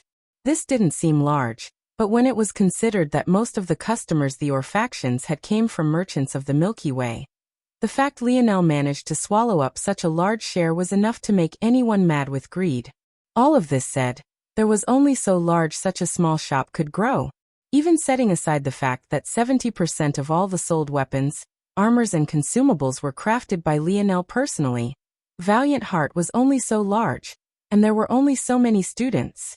Of course, the consumable and repair market kept the merit points flowing in droves. But even with this accounted for, there was a cap. This cap, however, wasn't a bad thing. In fact, Lionel had accounted for its existence. What Lionel wanted the most out of this place was a method to cure Aina. That was his main goal. His so-called revenge against Raylion and Hephaestus was nothing more than a blip on his radar. He hardly took them seriously. In order to do this, he needed to bring the segmented cube to phase 3. If the shop kept growing to infinity, it would be difficult for him to find time to do any of this. Up to now, the cube had been slowly absorbing the fifth-dimensional force in the atmosphere. However, at this pace it would still take several years to finish. If it wasn't for Lionel running into a force eruption, the segmented cube might very well still be in phase 1. There were 2 methods that Lionel could think to accomplish this. The first were force crystals. It had to be remembered that the cause of the force eruption Lionel faced was a force crystal mine. Each force crystal presented a high concentration of force. This might speed up the process. The issue with this, though, was that Valiant Heart Mountain keeps a tight lid on all fifth-dimensional resources. Whether it was ores, herbs, or anything of the like, students like Lionel would never have a chance to lay hands on them. And this made sense from Valiant Heart's perspective. After all, what would fourth-dimensional brats do with such resources? They'd probably end up selling them off to their enemies. To the elders of Founding Peak, fifth-dimensional resources were all strategic. It was they that decided how strong or weak their Valiant Heart would be. They couldn't possibly be allowed to reach the hands of others. Of course, it wasn't necessarily impossible for Lionel to lay hands on a fifth-dimensional force crystal. He was certain that Valiant Heart had at least one vault of such treasures. In order to access them, he just had to become a bronze crafter. He didn't believe he couldn't exchange fifth-dimensional weapons for these resources. In fact, the elders of Valiant Heart might fight over him just like their students were. However, there was another issue with this. In order to practice with bronze crafting, Lionel needed fifth-dimensional ores. Theoretically, thanks to his ability, he could dream sculpt such ores and practice in his dream world. But to do that, he would need to actually lay eyes on them first. By now the problem was obvious. Lionel had a workaround though. If he dream sculpted the bronze spears in his spear domain, then broke them down to the ores that made them up, he could then practice enough in his dream world to break through. But the logistics of that were more difficult than they seemed. Luckily, there was another option. The more Lionel learned about the Valiant Heart Zone, the more intrigued he became. According to Kayla, the training rooms that Valiant Heart were so proud of, even the one Lionel took his white belt exam in, were all products of treasures taken from the zone. The rewards for bringing such things out were most definitely not stingy. Knowing this, Lionel was already certain in his choice to enter the Valiant Heart Zone. Who knew? Maybe he would find something to directly boost the segmented cube to Phase 3 without having to trade anything in. Black Star already ensured that Lionel would reach the merit point minimum for entry into the tournament. This tournament would have spots of entry on the line. So Lionel's only task at this moment was to make sure he was strong enough to snag these spots. Though Lionel had won his battle with Arte, it also taught him that he was still beneath the blue belts in raw strength. With something like Aina's life, he would never let the shave be so close. With those thoughts swirling in his mind, Lionel prepared a training regimen for himself, consulting with the dictionary. His first step was to raise his metal body to its next bottleneck. And now, he finally had access to more ores than he knew what to do with to accomplish exactly that.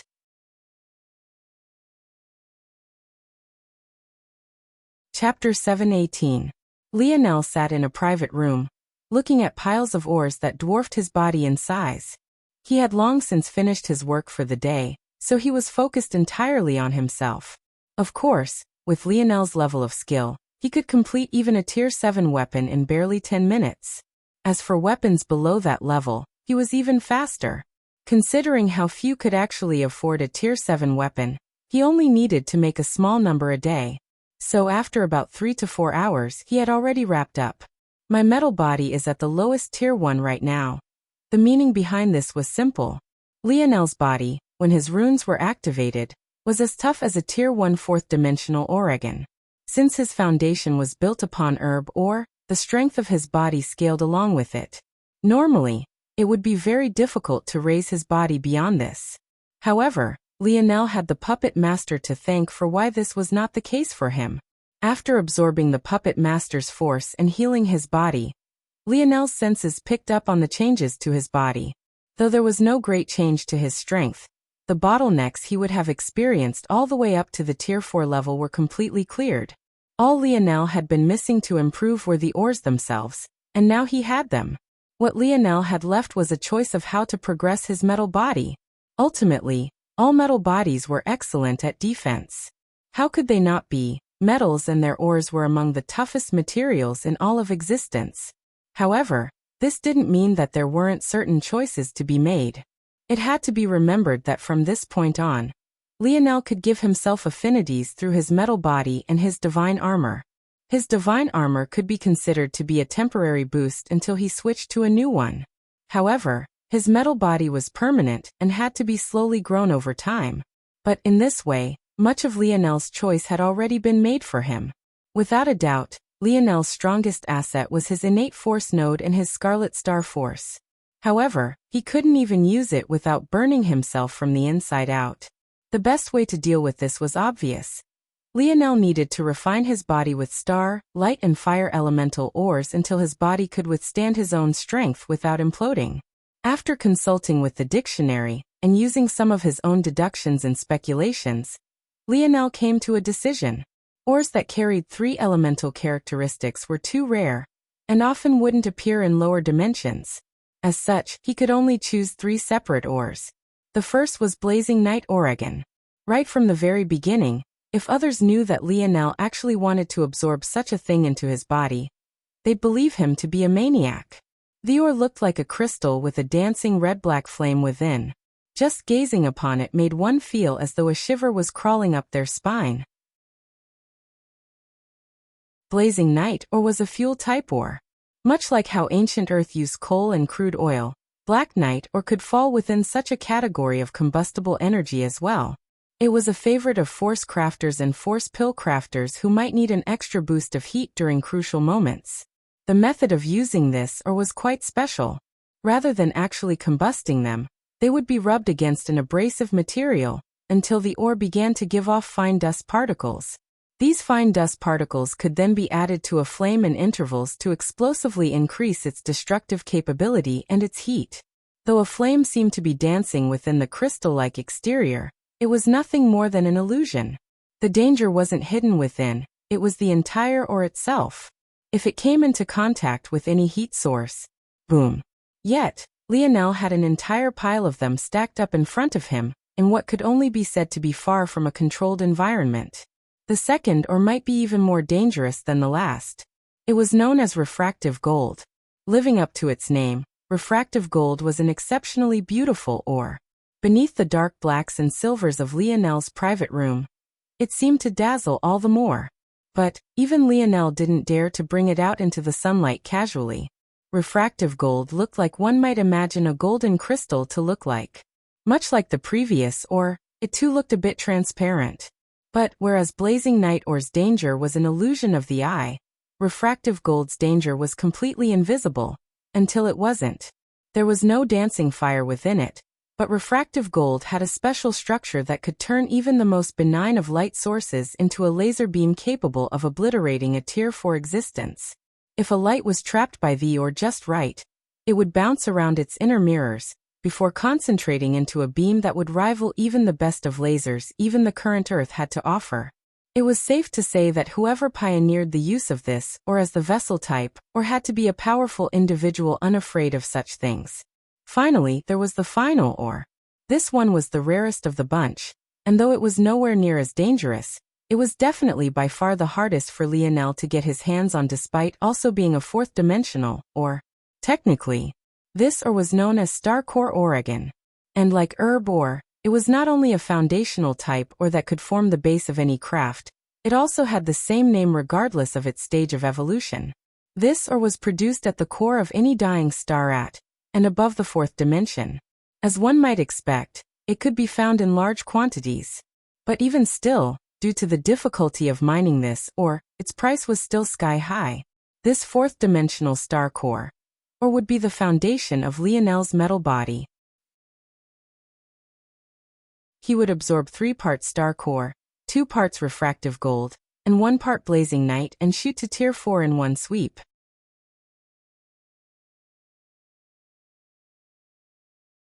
Chapter 719. Lionel began to absorb the ores one after another, without a care for how dangerous they were. No matter how volatile they were to others, to Lionel, they only represented strength. In that way he was much more like little Tali than maybe even he knew. What Lionel most looked forward to, though, wasn't just the strengthening of his body, but rather the synergy his metal body had with his mage core. Under normal circumstances, the absorption of these ores would result in the following changes.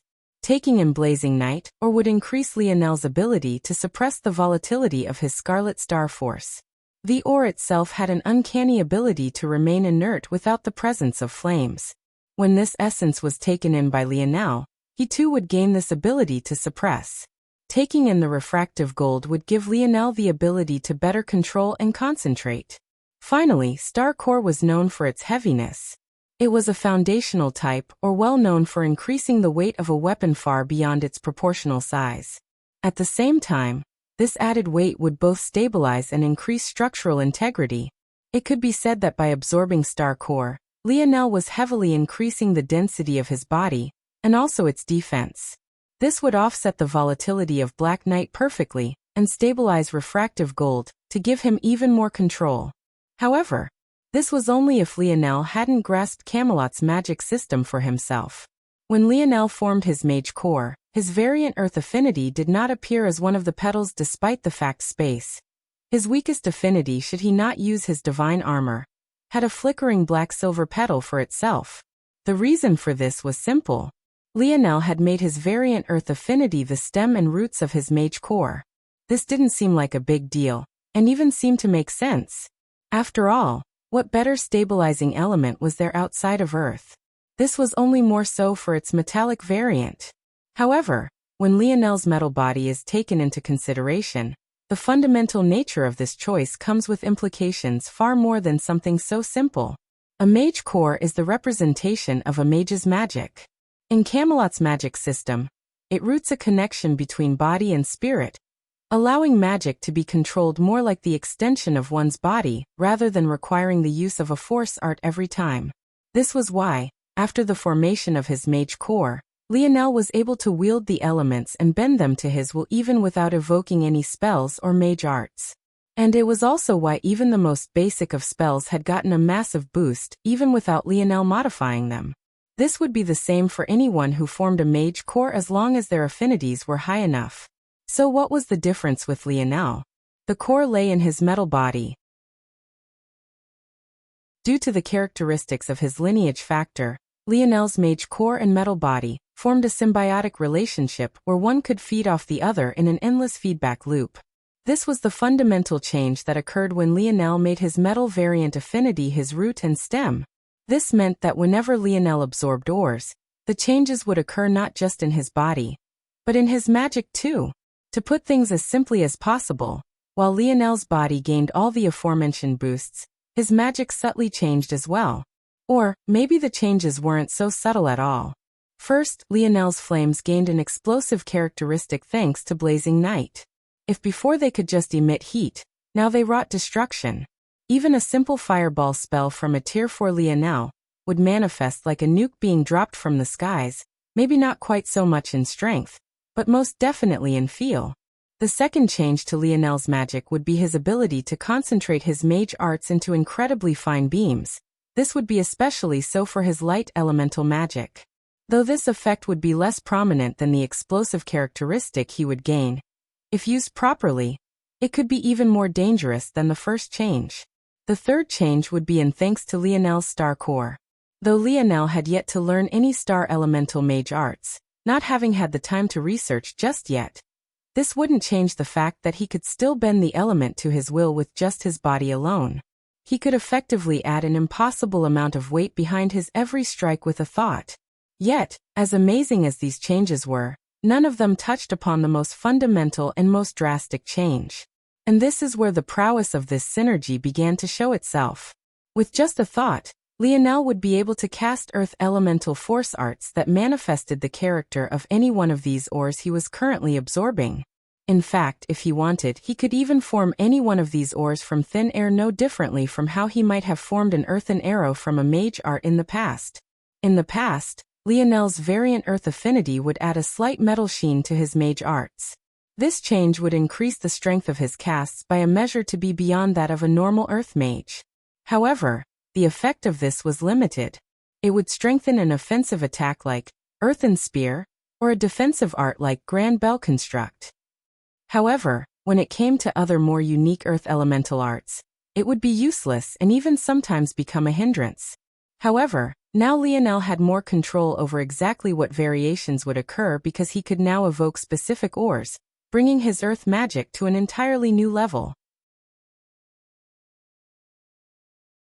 With his metal body as his foundation, and his mage core as an equal partner, Lionel believed that should he ever learn how to perfectly integrate his spear force with his magic, he would be undefeatable even amongst those several levels higher than himself.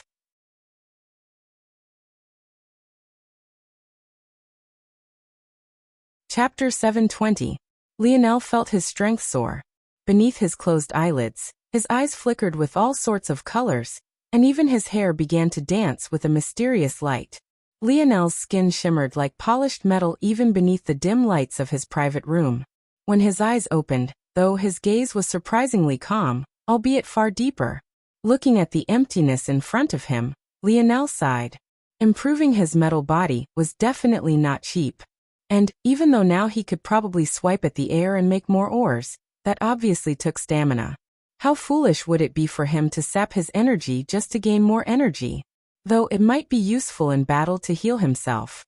But even then, it would be better if he just carried around a store of these ores for those kind of situations. The cost-effectiveness of creating these ores wasn't worth it. However, if it was a matter of using them in a strong attack or defense, that was a different matter entirely. The new mage arts Lionel wanted to create would be centered around these ores. This was why he hadn't gone out of his way to start formulating new mage arts on the level of the fourth dimension just yet. Only this way would he be able to maximize his strength. It seems that now is a perfect time to take Aina's advice and visit the Valiant Hall training rooms. Maybe I can finally get something out of this organization then. But first, Lionel took out a familiar ring. But he was instantly surprised by the feeling he had when he rolled it in his palm. It feels different? Lionel was certain that this ring hadn't changed at all. His dream sculpt made sure that he wouldn't make such a mistake, and he had long since stored this mysterious ring into his dreamscape. So, the difference was definitely not due to a change in the ring itself, but most definitely a change in Lionel. So it's like this, Lionel's eyes glowed. The moment he touched the ring, he pinpointed many things. First, it was made of fifth-dimensional ores. Second, it was formed of 7 different types of ores on this level. Third, he was able to pick out the exact ores used with a simple touch. Fourth, he was even able to see through some of the smelting and crafting processes the ring had undergone.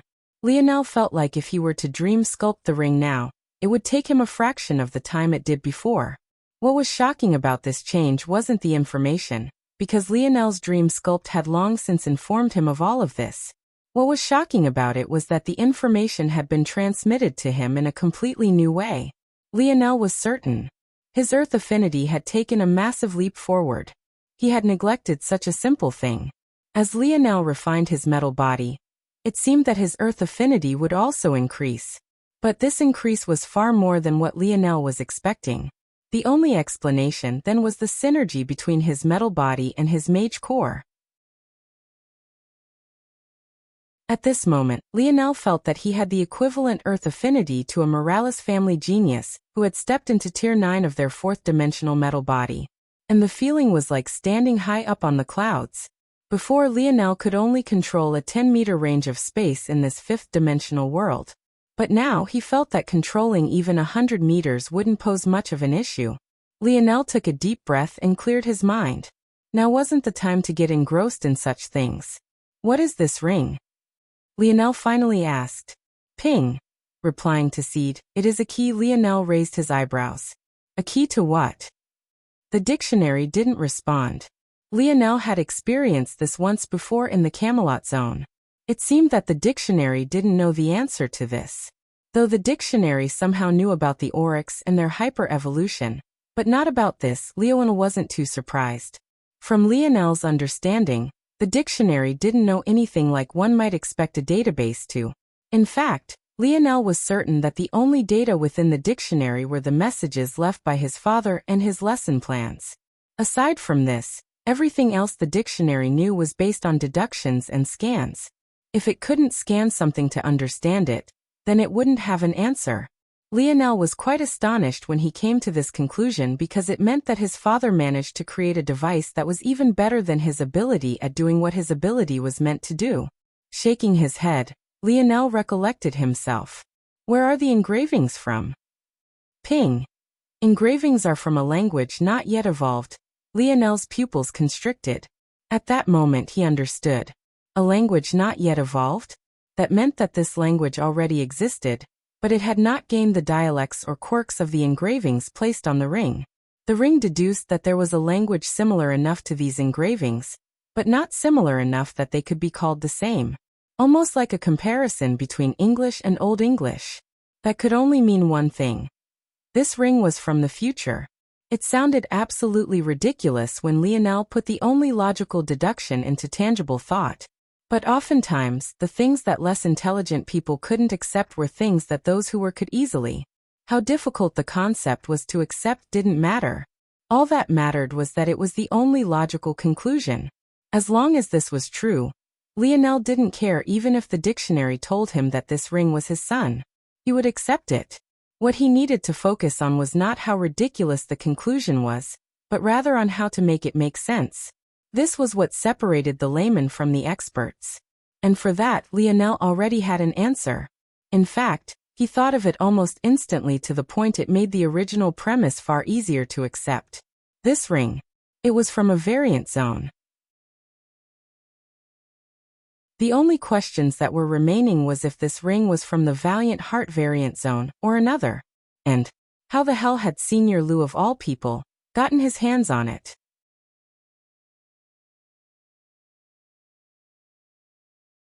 Chapter 721. Lionel didn't have an answer to his question. And unsurprisingly, neither did the dictionary. But Lionel didn't mind. Even if this ring led to a dead end, he could still accept it.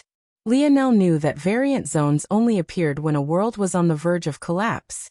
According to Kayla, Valiant Heart managed to use a treasure they earned participating in the Morales family's air wars to maintain this zone and continuously benefit from it.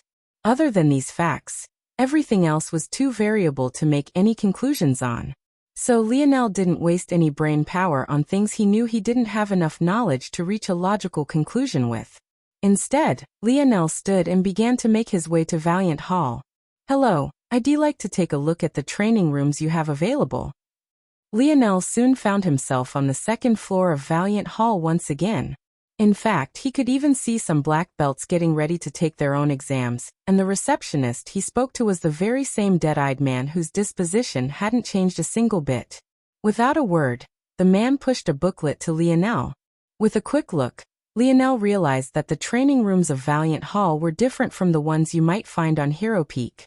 Rather than having specialized rooms, Valiant Hall had their training rooms separated into grades. The grades decided the intensity of the setting within the room, or more accurately, the range the settings could be used within.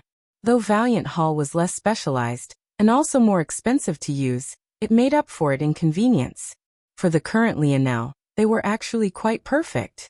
"I'll take the S-grade training room then," Lionel decided.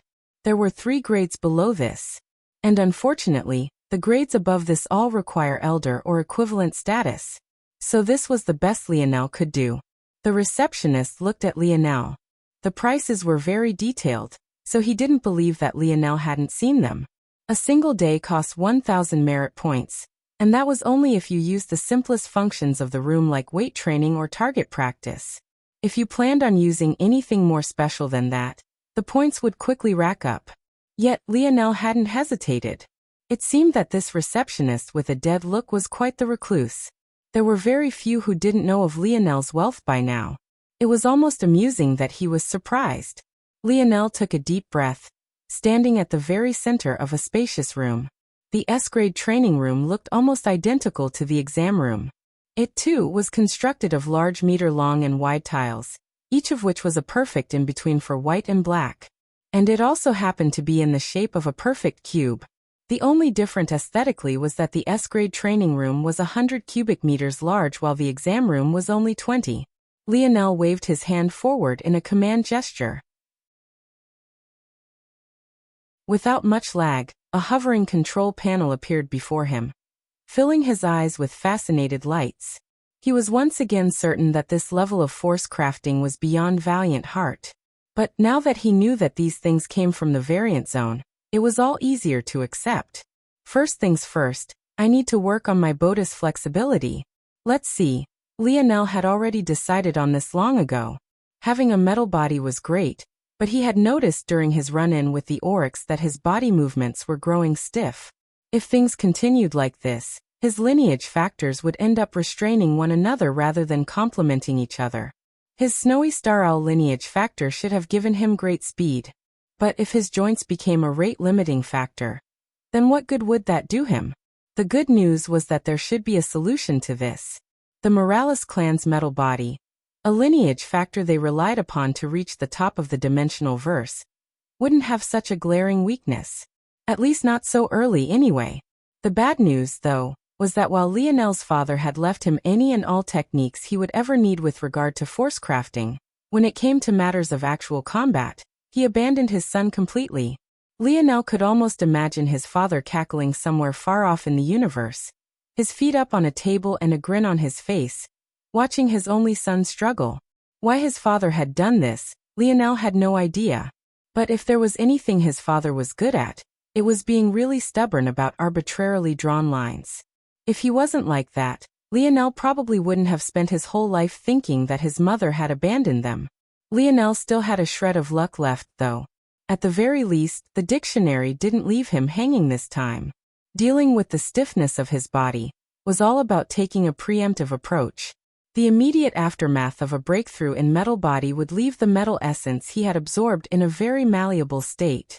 While it was like this, it was the best time to lay the foundation for a more flexible body. Thankfully, Lionel realized this issue early on, or else he might have great problems to deal with later down the line. Not wasting any more time, Lionel opened the technique library. This was a second benefit of using a training room in Valiant Hall. Members of Valiant Hall had access to the techniques of all peaks as long as they paid for it with merit points, though the price here was more expensive than if Lionel went to each individual peak.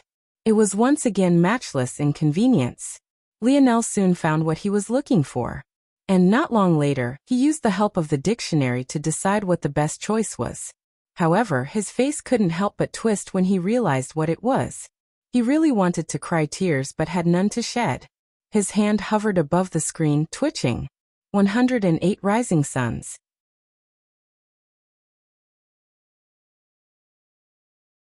Chapter 722. Lionel closed his eyes as he pressed the accept prompt. He felt as though he was losing a portion of his innocence forever. No matter what, he couldn't let Aina know about this, or he wouldn't ever be able to live it down. Everything only got worse after the technique was projected to Lionel. As one might expect, 108 Rising Suns had exactly 108 positions, all curated to ensure that a sun did indeed rise. The issue with all of this was that Lionel would have to be the one to complete all of them. Fuck it. It's not like there's anyone here to see this anyway. So Lionel began. With the help of the training room, not only was the technique projected to him, but there was even a live model to follow. At the very least, watching the model going into such poses was far better than watching Lionel himself do it. The poses began innocent enough. The first few were nothing but normal stretches. What was special about them would be the fashion by which force was circulated and used to supplement these positions. Due to this special use of force, Lionel found himself sweating just by trying to touch his toes or twist his back. Things only got progressively worse from there. By the end of it, Lionel was folded into a pretzel, his ass sticking up high into the air and his face flushed completely red, soaked through completely with sweat. The good news was that by the time he got to pose 108, he was far too tired to even consider how embarrassing his poses were. The bad news, however, was more of the same. He might have to kill anyone who saw him like this. Lionel collapsed into a starfish position, his lungs gasping for breath. How could he have ever thought that an exercise created for the sake of sex would be so grueling? Was sex this demanding? Lionel shivered. At that moment, Lionel realized something quite uncomfortable. He looked below only to see that a certain rod was standing completely at attention. Damn it. It seemed that the use of force wasn't so innocent after all. This damned exercise was meant to stimulate him like this? Lionel looked up at the ceiling, his dick throbbing and no Aina in sight.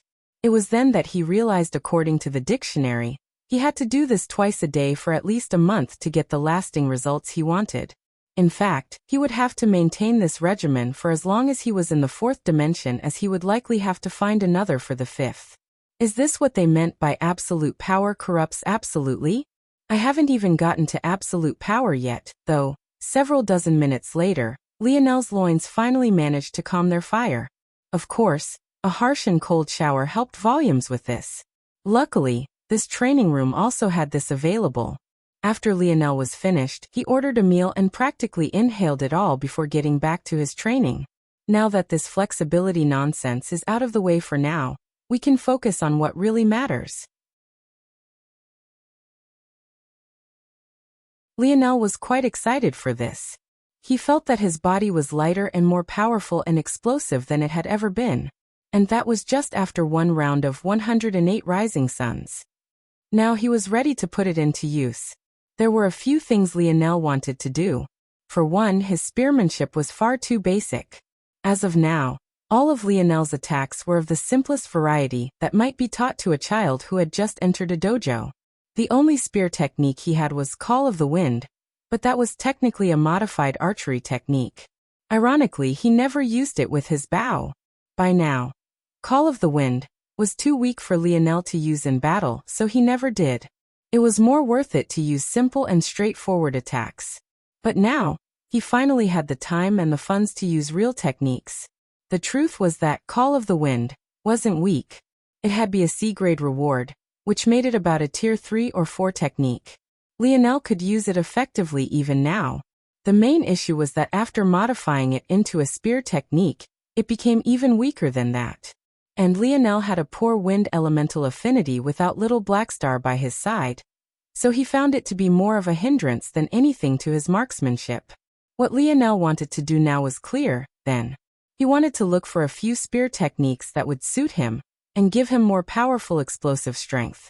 After he did this, he definitely needed to find a few bow techniques that suited him as well. As of now, he was only using the things he learned from Merlin's trial. And though they were good and quite many in number, they ultimately lacked the one-hit strength Lionel was looking for. If not for this, he wouldn't have been forced to run from the Oryx. Beyond this, Lionel would throw his focus into creating new mage arts around his metal body and mage core synergy. As for things like movement techniques, Lionel already had one he was very fond of and suited him perfectly. Even up to now, he still hadn't unearthed all of its potential. The final things Lionel thought he might as well look into would be styles and, maybe most importantly of all, Lionel wanted to see if Valiant Heart had any more resources that might help him understand how to utilize his dream force just that much better. As much as he seemed to despise Valiant Heart, if not for them, he would still be using normal soul force as opposed to the much more powerful dream force. Lionel felt it was about time he see through to the true potential of his dream force. With that thought, Lionel opened up a panel of spear techniques.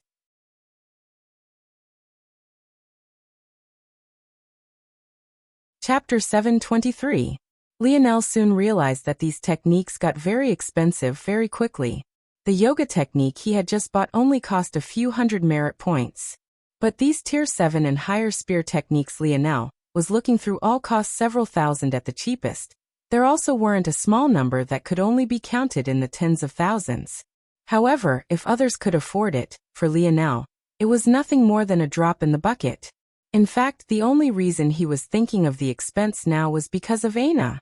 She had never spoken about how expensive these places were to use, and Lionel was pretty certain that he had a good grasp on her merit point situation. I guess I'll just have to give her a bunch next time I see her. Lionel shook his head and began to focus. He not only needed a technique or maybe techniques that could fit in well with his affinities, but he also needed them to not clash while being used with a potentially two-headed spear. Lionel's most powerful weapon was his quasi-silver double-headed spear. It would be a shame if he was in a tough enough battle to be forced to bring it out, only to find out that he couldn't use it to its greatest potential. Immediately, Lionel eliminated all spear techniques that didn't align with his affinities. From what Lionel could see after this, there were many spear techniques usable by those with fire elemental affinities. Almost too many. In contrast, there were only a handful that could be used with his light elemental affinities and only 3 he found had star elemental affinities as their root. This made sense. After all, the rarer the affinity, the less likely one would be to find techniques for it, especially when you were looking for the use of a specific weapon. Not only this, but they also became many times more expensive. However, what was odd was that Lionel didn't find even one earth elemental technique. To put that into perspective, he did manage to find one space elemental spear technique. Is it difficult to make an earth elemental technique with the spear in mind? Out of curiosity, Lionel checked through all the earth elemental techniques Valiant Heart had, only to find that it wasn't just rare for the spear, but for weapons in general. It seemed that it was difficult to translate the earth elemental into combat techniques if a weapon was involved. I see. Lionel made a mental note of this and moved on. The earth element wasn't known for its attack prowess to begin with, so Lionel had never expected to choose a technique with it in mind. The moment he had laid eyes on the space elemental spear technique, he knew he had to have it. Even though it cost 90,000 merit points, an amount that wasn't small even to him, it didn't matter. Lionel knew that it was the perfect technique for his double-sided spear. If used in conjunction with his divine armor, he could truly be undefeatable, especially on a battlefield. Without hesitation, Lionel snatched it, adding, Vanishing Blade, to his arsenal. Then he turned his attention to the light, fire and star elemental techniques. From the light, he chose a technique worth 30,000 merit points called Harmonic Spear. From the fire, he chose 2 techniques worth 17,000 merit points combined called Infernal Cyclone and Meteoric Impact. As for star elemental techniques, Lionel decided that of those available, None suited his style very well. He believed that meteoric impact, infernal cyclone, harmonic spear, and vanishing blade would all synergize very well and flow immaculately in battle. However, the star elemental techniques were all focused on heft and weight. In Lionel's opinion, the star element was about more than just its weight. However, these techniques were rather crude despite how expensive they were. If Lionel ever wanted a star elemental spear technique, he would either have to make one of his own, or join an organization with better spear techniques than Valiant Heart. Lionel took a deep breath. With a thought, a gorgeous silver spear appeared in his palms. The moment it did, it was as though it wanted to fight against Lionel, causing him to grin. "You're quite arrogant for a spear. But you fighting against me like this is exactly the training I need right now. Keep going." The double-headed spear was 3 meters long, dwarfing Lionel in size.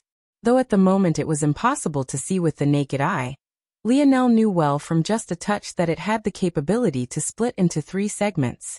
Let's begin with the foundation. Meteoric impact. Lionel held the trembling silver spear out with one arm, watching the motions of the live model with an intent gaze. There wasn't a single twitch of the muscle or shift of force that he missed. Without leaving out a single detail, he reflected it in his dream world. Lionel split his mind 30 ways, having had even more improvement recently. He assigned each to a crucial point of his body, having it entirely focus on reflecting the technique to absolute perfection. Then, using his infallible memory, he etched the feeling into his very being. Meteoric impact was split into 4 stages of mastery. The first was the large rock stage. The second was the small rock stage. The third was the sand stage. And the final was the ash stage. This technique was all about focusing explosive firepower into the very tip of one's spear. By following this unique flow, and making use of perfect timing, one would be able to unleash an explosive assault capable of doing devastating harm. Without Lionel having to say anything, the training room understood his need and manifested the forms of several large rocks. With an explosive step, Lionel erupted forward, his spear streaking forward like a piercing meteor. On its tip, a whistling shield of flames flickered. Bang! The spear tip collided with the massive rock before him.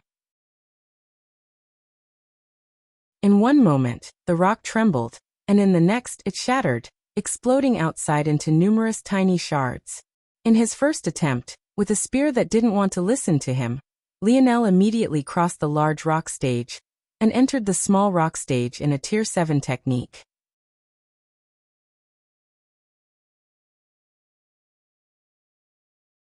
Chapter 724. You really don't want to listen, huh? Lionel chuckled as he looked down at the spear in his hand. If the elders of Valiant Heart knew he had such a treasure, who knows how they'd react? They'd probably, rightfully, get a bunch of satisfaction out of the fact Lionel couldn't control it very well. By Lionel's estimation, if not for his spear fighting back against him, he would have been at the sand stage at worst, destroying the rock into fine dust particles. Unfortunately, he didn't manage to reach that threshold. But Lionel was fine with this. Mastering these techniques posed little to no difficulty for him. He hardly had to try. He just needed to perfectly copy what he saw before him, and use his ability to replicate it. If he wanted, it would take no more than 2 or 3 strikes to reach the ash stage. Without his spear fighting back, it would almost be too easy. Of course, Lionel had this training room to thank for this. At the same time, he got the idea for a new ability. Just then, he had decided to split his mind across his body on a whim, just trying to make sure the technique was fine-tuned. But he hadn't expected the feeling of absolute control it gave him. In that moment, Lionel felt that even if he wanted to control how fast his heart beat, he could do it. I'll store this at the back of my mind. I'm sure there are many potential applications. Though Lionel thought this nonchalantly, what if there was one day he could split his mind trillions upon trillions of ways, allowing him to fine-tune every cell of his body? Of course, Lionel didn't even know if such a thing was possible. He was already at the peak of the 4th dimension with his mind, and though he was still incrementally becoming stronger in this aspect even without breaking through, there couldn't be much more room for growth, right? Lionel shook his head and focused once again. A wheel of fire whistled through the room. Lionel's hands passed over one another, his twin-bladed spear shifting from side to side as it spun at impossible speeds. Sweat beaded down Lionel's face, but the cold look in his seemed to freeze the air. Shuu, rolling wheels of fire shot out from Lionel's spear, rolling along the ground like death traps bearing down on an enemy. They smashed everything in their path to the ground, exploding them into fine dust upon contact. Lionel spun his spear around his waist, the speed of its spin accelerating as an arc of fire shot through the air. It looked as though a wheel of flame followed every spin, encasing Lionel in a gyroscope of endless red-black flames. Explode, explode, explode. Every rock Lionel came up against was immediately blasted apart, sending bits and pieces pelting around the room.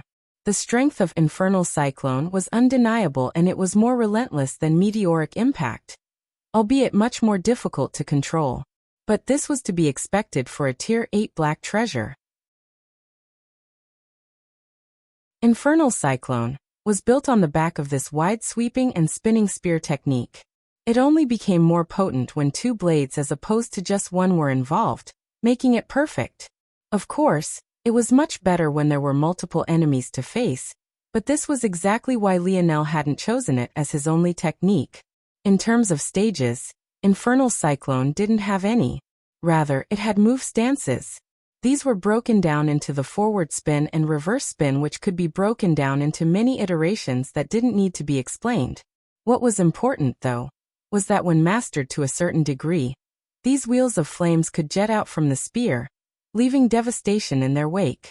This was considered to be the ultimate form of mastery for Infernal Cyclone, and one Lionel was still having trouble controlling. His accuracy was a bit off, and the wheels weren't as compact and powerful as he would like. But he felt like he would grasp it soon. Lionel took deep, heavy breaths. A strong golden light resonated around him, making him seem particularly holy as his hair danced about. Lionel swept his spear forward. His actions seemed to be particularly slow, yet somehow his spear left afterimages in its wake. These afterimages were so clear that they almost appeared to be the real thing. Lionel shifted his feet, sweeping his spear backward, and using its second blade to pierce forward. The images layered atop of one another, making it seem as though Lionel's blade was twice as long as it truly was. This was the harmonic spear technique. It emphasized two things: speed and trickery.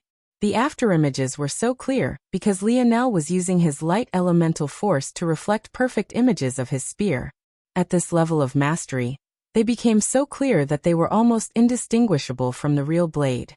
When this illusion was layered with the speed of the technique, it made Lionel look as though he was moving slower than he really was. In battle, this trick of the eye would prove to be deadly. While one might think that Lionel was still a meter from them. Bang! Another rock shattered. But this time, the result was so devastating that the dust didn't settle quickly. Rather, what looked like black snowflakes slowly drifted to the ground, making it look like some eerie winter wonderland. When supplemented with light elemental force, Lionel felt that his spearmanship was more than twice as fast as usual, more than 3 times, in fact. With Harmonic Spear, he felt like a god amongst men.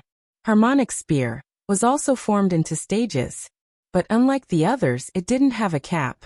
It was entirely dependent on the number of afterimages you could sustain at once, though Lionel felt like sustaining dozens wasn't a problem for him. He felt that it wouldn't be useful. 9 was about optimal for the opponents he would be calling enemy very soon. Once he managed to integrate these 3 spear techniques into one, and then layered Vanishing Blade on top of them, even Lionel anticipated the kind of strength he would be able to display.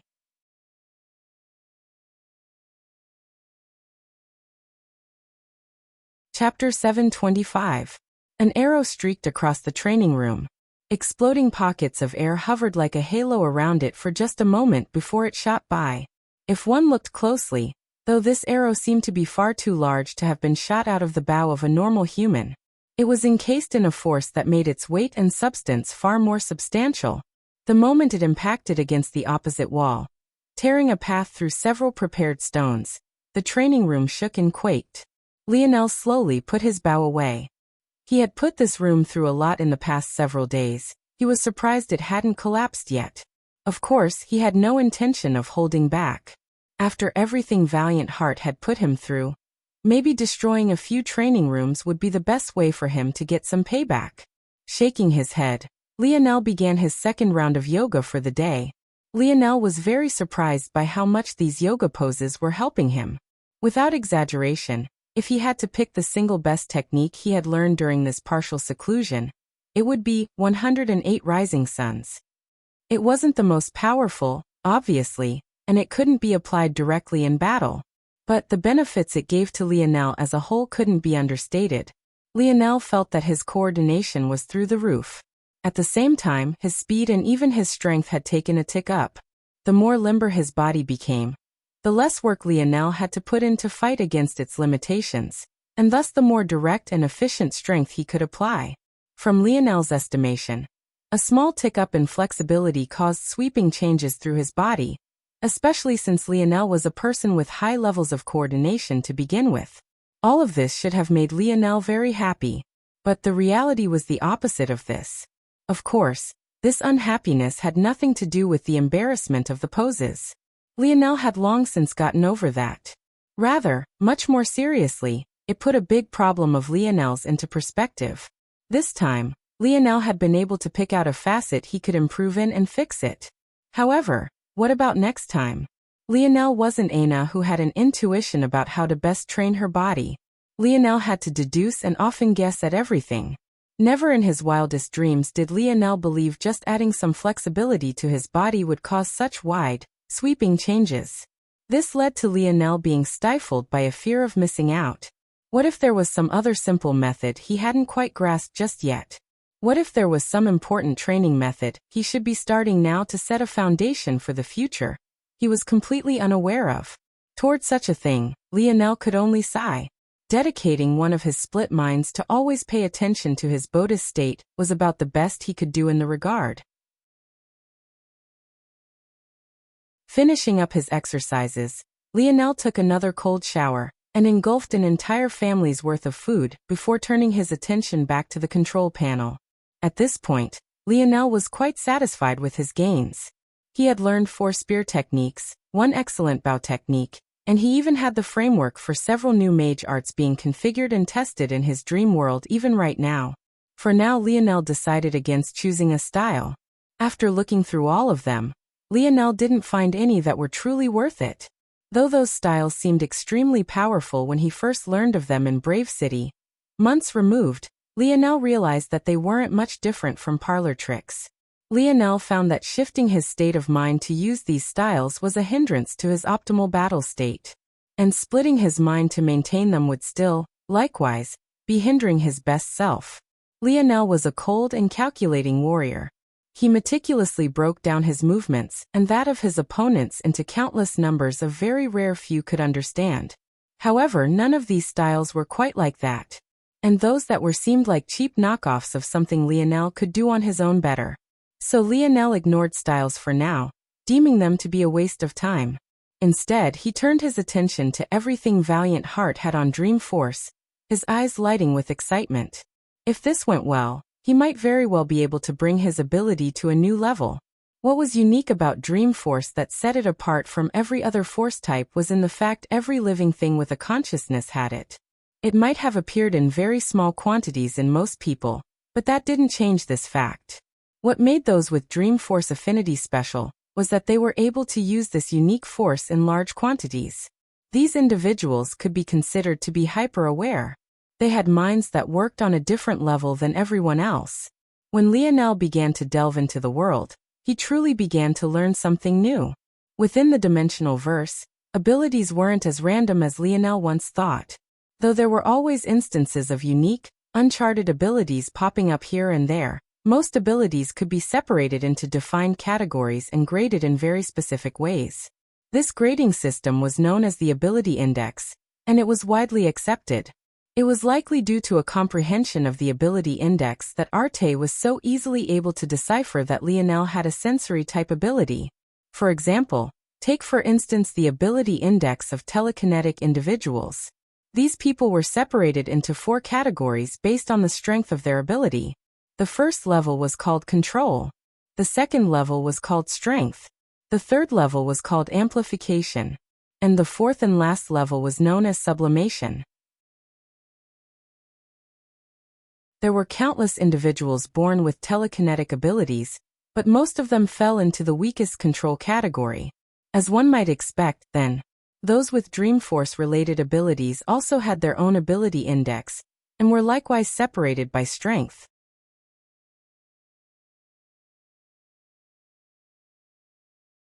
Chapter 726. Lionel's eyes brightened. This sort of systematic categorization was exactly what he was missing. Lionel had long since abandoned his stat-reading habit, because it would often throw him off in the midst of battle. Without understanding a person's lineage factor or ability, doing something like reading their stats would only handicap himself. But this ability index was a completely different story. If he could grasp an understanding of it. Lionel smiled, making a decision to memorize the entire ability index when he had the time. But first, he would have to focus on himself. Lionel turned his attention to Dreamforce. The first level, opening. The second level, awakening. The third level, visualization.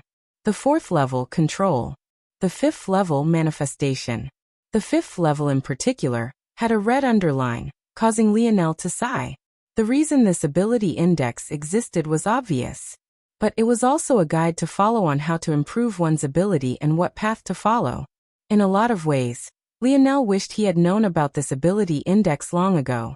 The issue was, according to the legend, this red underline meant that this evolution was impossible to reach unless one was directly born with it. It was an ability almost exclusively awakened by savants and no one else. Obviously, Lionel wasn't even close to touching this fifth level, and he never would. That said, he could remember a certain savant who had done exactly that. Lionel shook his head. The first level, opening, was a subtle awakening of Dreamforce. This gave one added thinking capacity, greater memory, faster thinking speed and higher intellect. This was considered to be the lowest level. The second level, known as awakening, was a level where the user was more aware of the existence of their Dreamforce. This allowed them everything gained on the first level, but with an added sensory perception. This was also the minimum requirement necessary to absorb and utilize Dreamforce actively. The third level, visualization, allowed one to utilize Dreamforce to recreate objects in one's mind and simulate reality. This was where consciousness became almost tangible and real, allowing one to control vivid dreams to insanely high levels of detail. The fourth level, control, went beyond this. At the lowest level, it allowed one to control one's mind and sensory perception, raising it and dulling it as one pleased. At the highest level, one could take hold of their consciousness to manipulate every aspect of their body even to the smallest level. The fifth level, of course, didn't need to be explained. Within each of these levels, one could be given 3 grades of proficiency. If Lionel had to grade himself, he believed himself to be at 3rd grade of the visualization level. In fact, he believed that he had taken a half step into the control level. This ability index really put things into perspective. There were always those out there who were better. Lionel seemed to be running through all the talents no matter where he landed. But wasn't that only natural? This was a mere 5th-dimensional world, whereas his father, at the very least, was from a 7th-dimensional world. If Lionel really wanted to see where he measured up, he would need to first face geniuses from those high-level worlds. If he came out unscathed, only then would he be able to hold his head up high. As of now, Lionel was just bullying those who had a much lower starting platform than he did. The ability index is adjusted depending on where you can display your optimal strength. Obviously, any 7th-dimensional existence would be able to display their ability's highest level on a 4th-dimensional world. But whether they could do the same on a 7th-dimensional world was a completely different matter. Right now, Lionel's ability was considered to be in the peak of the 5th dimension. However, it was only being fueled by 4th-dimensional Dreamforce and his 3rd-dimensional existence. Oh. The deeper Lionel read, the more he realized that it seemed he had underestimated himself. Lionel had mistakenly believed that since his ability was in the 5th dimension, it was thus already at a 5th-dimensional standard. As such, the fact he could visualize 5th-dimensional matters was normal. However, he was wrong. Very wrong. The foundation for everything was which dimension you were in. By still being in the third dimension, Lionel was handicapping his own ability by unfathomable levels. This was a difficult concept to understand. After all, Lionel's mind and body were both in the fourth dimension. His ability was even in the fifth dimension while the dream force he used was in the fourth dimension. So what exactly was the issue? The difference here was that crossing into dimensions wasn't a power-up. It was a fundamental change of a person on a molecular level. The simplest and boldest way to put it was that you were ascending into godhood. Quite literally, to those in a lower dimension than yourself, you were nothing less than a god. Lionel was unable to undergo this complete transformation until he stepped out of the third dimension. Unfortunately, he couldn't without the later portion of dimensional cleanse. The truth was that the only reason Lionel was able to step into higher dimensions in other facets was as a result of his talent. His potential was much higher than his current level, so the bottlenecks that would have existed for someone else simply didn't exist for him.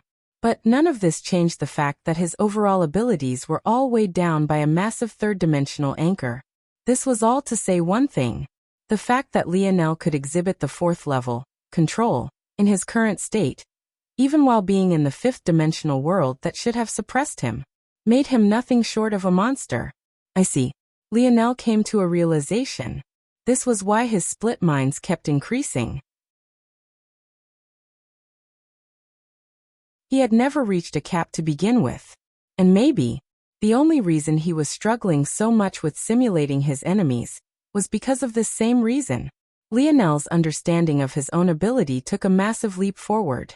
In that case, what information do you have on using and manipulating Dream Force?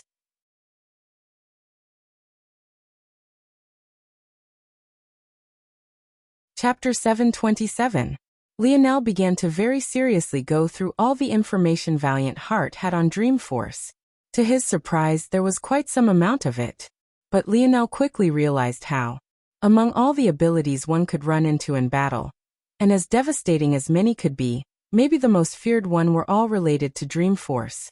Matters related to consciousness were among the most enigmatic in all of existence.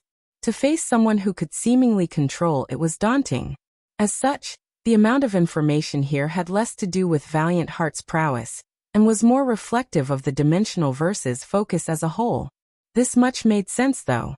The ability index Lionel attached to himself was the sensory Dream Force type. However, there were still many others. For these others, all of them ended with the very same red underline manifestation level, but the first 4 and something 3 or 2 levels greatly differed. For example, there was an illusion Dream Force type. These individuals were excellent at using tricks of the mind and thrusting others into their fabricated worlds. It was safe to say that no one wanted to run into such a person in battle. Even among the very first things Lionel learned, he was floored. Dream Force is a type of soul force. Yet, all this time I've been treating it just like any other force. Lionel almost felt like kicking himself. It was such a simple shift in ideology, but it was important enough to flip the table of his understanding. What was the difference between force and soul force? Well, the simplest difference was intangibility. Force could apply change into one's surroundings at a whim. For example, Lionel could directly strengthen his body with his force. Likewise, his force-strengthening deviations could be directly applied to the environment as well. When Lionel used his light elemental force, his legs were directly enveloped by it. When he used his Scarlet Star force, his organs were charred by it. When Lionel activated his metal body, his body was directly strengthened by it. These were all abilities that encompass force. What about soul force, though? If Lionel wanted to make use of soul force, usually he needed a medium. This medium usually came in the form of a force art, just like the mages of Camelot.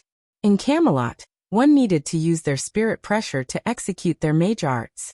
This so-called spirit pressure was exactly the same soul force being mentioned of here. It didn't become possible for me to use mage abilities with any sort of fluidity in the absence of mage arts until Lionel's body froze. He almost couldn't stop himself from trembling all over. The current Lionel could bend the elements to his will with nothing more than a single thought. His body itself had become a perfect medium for this. However, The only reason it was possible was because he had formed his mage core. In the past, Lionel could still forcefully manipulate the elements without his mage core, but the strength he could display then wasn't even a tenth of what he could now. And even then, his magic was still the most powerful only when he used mage arts in conjunction with his mage core. It all suddenly hit Lionel like a ton of bricks. All this time, he had been applying his dream force just like any other force. But what he had been doing was the equivalent of manipulating the elements without mage arts and without a mage core. Lionel really didn't know what to say to his own stupidity. Not only was he handicapping his dream force, but he was handicapping his magic as well. Right now, Lionel had 3 stars rotating within his ethereal Glabella's world. These 3 stars continuously purified normal force for him. However, what it converted it into wasn't dream force, but rather normal soul force. Lionel had been subconsciously splitting this soul force into 2 streams. One remained intact for the sake of casting his spells, manipulating his mage core, and bending the elements to his will. The second portion was sent to his dream world, and was then catalyzed into dream force by himself. All this time, he had been treating dream force like just another element he could conjure up with his soul force. Idiot. I can't let Dad know about this or else he'll never hear the end of it.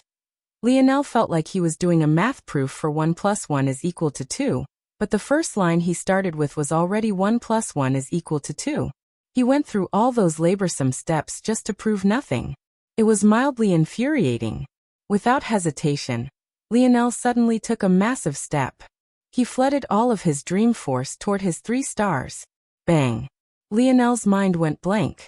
It felt as though an explosion had gone off in his mind, ripping his consciousness to shreds. However, oddly enough, he felt not a single ounce of pain.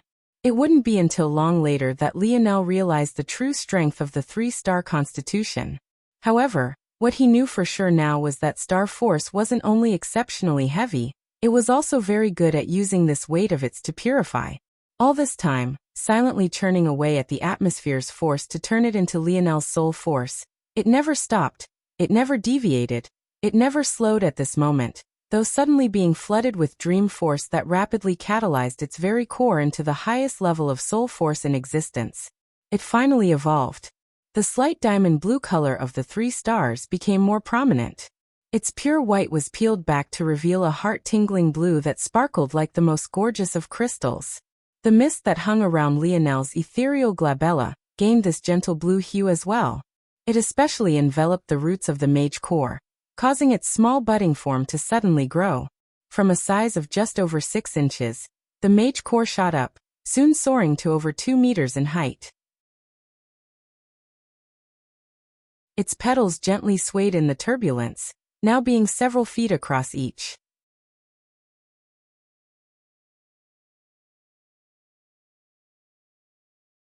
Chapter 728.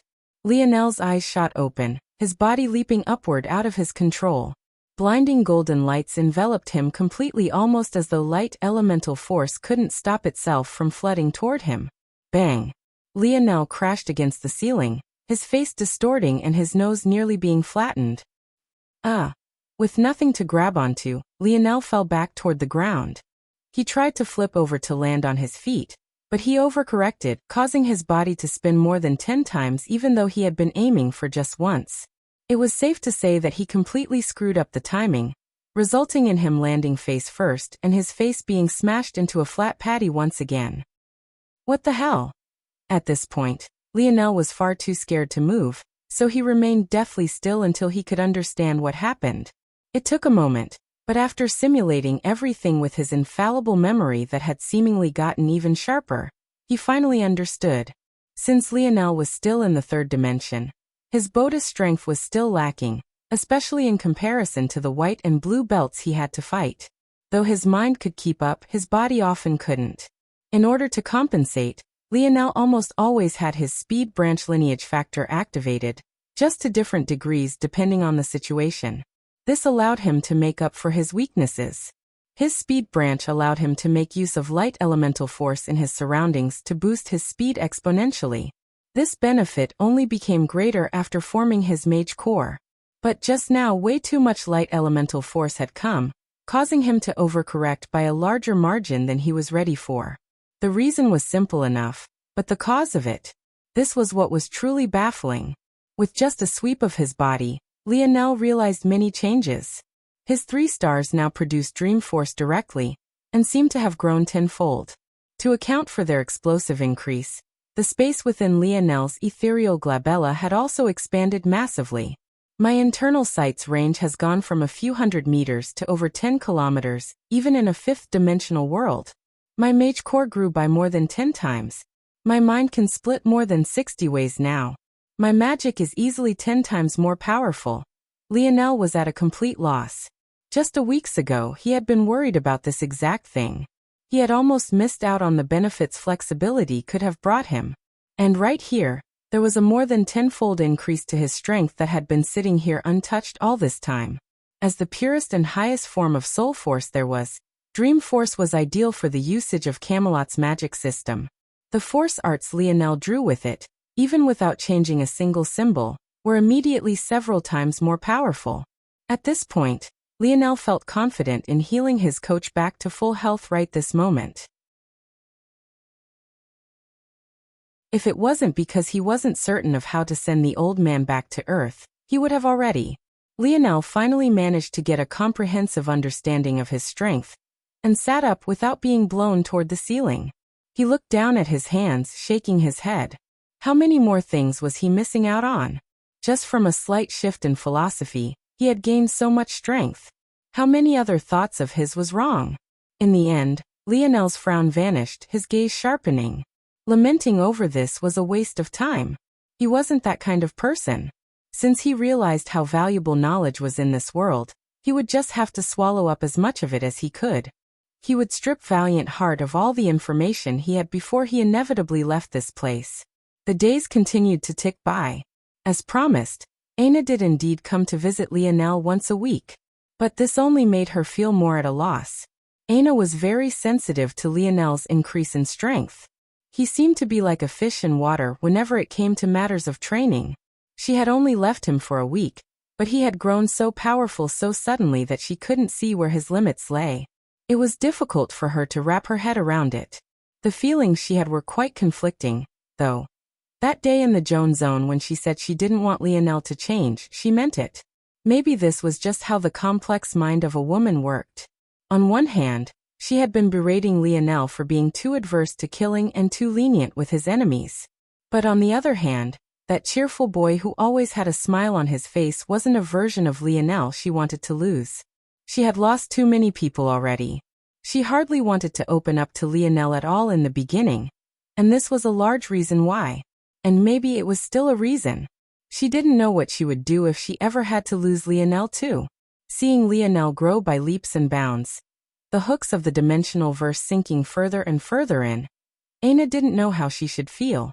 Should she feel happy that her boyfriend was growing more powerful? Or should she try to shelter him away as much as possible, hiding him from this cruel world? The emotions tugged and pulled at her from every direction. But without an answer, she could only bury it deep, not much unlike she always did. She smiled as she watched Lionel happily eat away at her food, keeping those complicated emotions locked away. On this day, the day of the selection had finally come.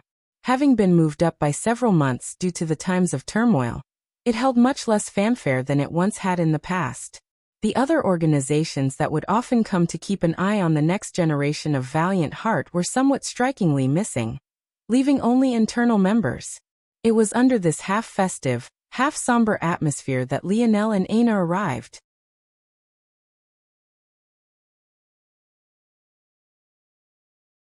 Chapter 729. Lionel held onto Aina's small hand as they walked forward.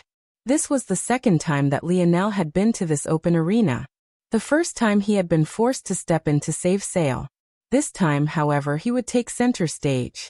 The participating members were mostly white belts and blue belts. Though there were some black belts that wanted to try their luck, they were mostly here for experience and nothing else. The members of Polished Glass weren't too keen on joining. They weren't confident in their combat prowess and were focused on their crafting. With all the knowledge Lionel had taught them over the past several weeks, they felt like they had enough to study for a lifetime. None of this was too surprising by Lionel's estimation. What was, though, was the fact that Radley's was among these participating black belts. The pale-skinned and lanky jokester had disappeared from polished glass for a long while. But at this moment Lionel could see him up ahead, registering himself for the selection. The result made Lionel's brows arch upward.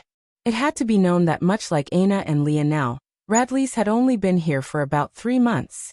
A part of Lionel wanted to dismiss this as Radley's being like the other black belts, simply looking to gain experience. But for some reason Lionel didn't feel this way. In order to join the selection, one needed to accumulate a certain amount of merits. Though the black belts that had been here for years could just barely scrap together such an amount. What about Radley's, who had only been here for such a short time? Interesting. Radley's, seemingly sensing Lionel's gaze, turned his neck and gave him a wide grin before walking off with his registration plaque. Not long later, it was Lionel and Aina's turn. To their surprise, though, the one handling these registration affairs was a familiar old lady. "Hello, Elder Magneral," Lionel said with a warm smile. The old lady snorted, clearly still not liking the shape of Lionel's face. The fact he was smiling now only made her feel even worse. And he just had to still be holding her precious student's hand in public like this, right in front of her, no less. Over the past month, Aina hadn't come to the lab even a single time. Magneral knew that she had done nothing but train and train. Seeing such a talent waste away their potential like this truly made her intestines feel as though they were being twisted. At this point, though, Magneral could only obediently register the couple. "Break a leg," she said while giving Lionel a fake smile. "Sure. But it won't be mine." Lionel's casual response made Magneral freeze. In the end, she just sneered. She had no idea where this brat got his confidence from. Magneral frowned. She had hardly finished her thought when she realized something. Was he wearing white? Lionel and Aina found a seat amongst the competitors. Ironically, this was the same place Lionel had been forced to sit as a freshman before. This time, though sitting on the ground floor, he felt as though his vision was far wider. "Are you nervous?" Lionel asked. "Nervous?" Aina was stunned by the question. Lionel laughed, seeing how baffled she was. "I guess the answer to that is no."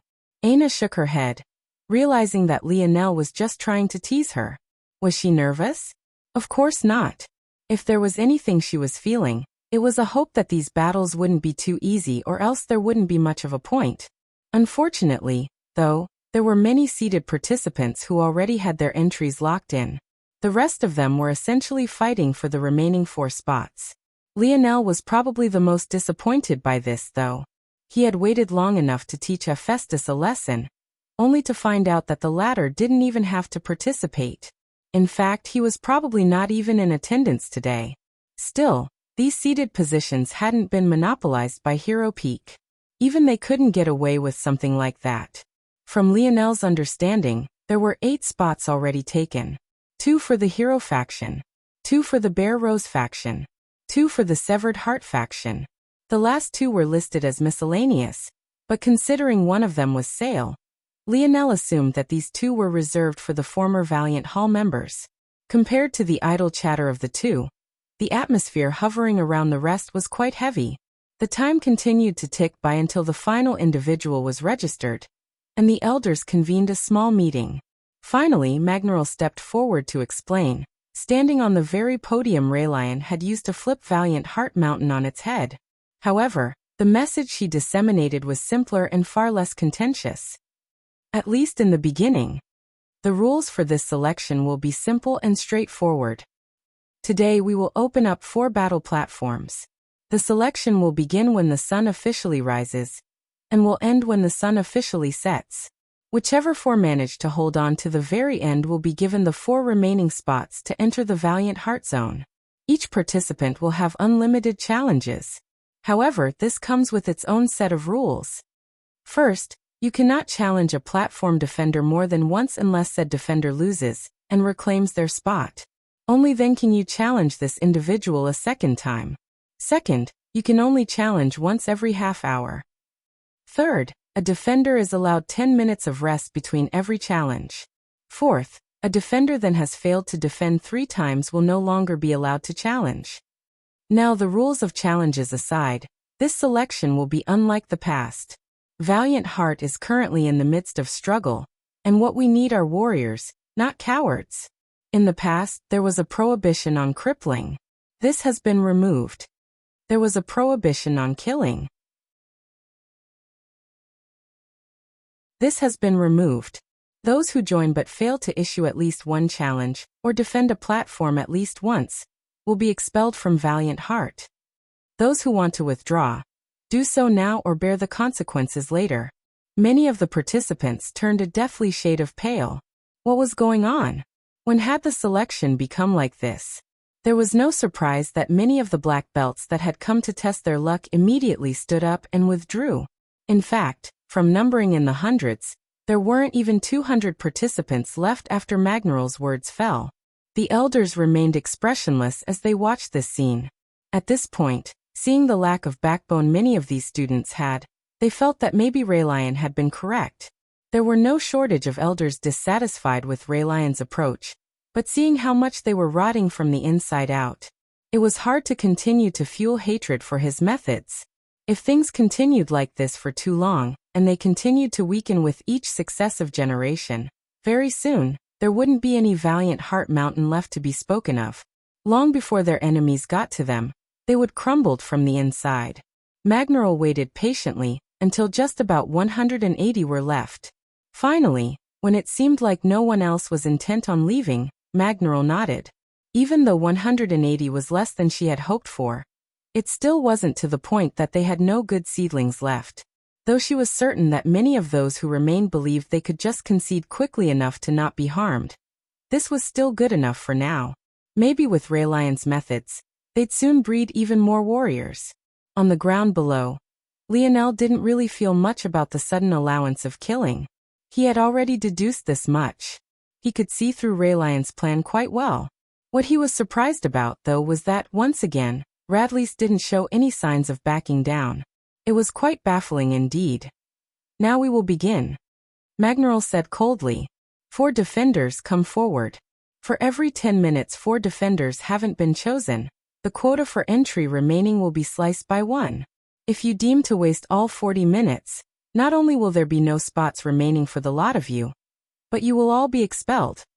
Everyone knew one would be at a disadvantage being amongst the first defenders and challengers, especially since everyone only got 3 chances to defend. However, if everyone wanted to hold back from taking a small loss, then everyone would lose. Surprisingly, though, there was a couple that looked toward each other with knowing smiles. In a flash, Lionel and Aina shot forward.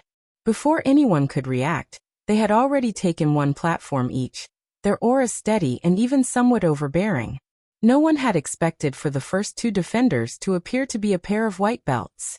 And they definitely wouldn't have expected them to be white belts who had only just joined Valiant Heart.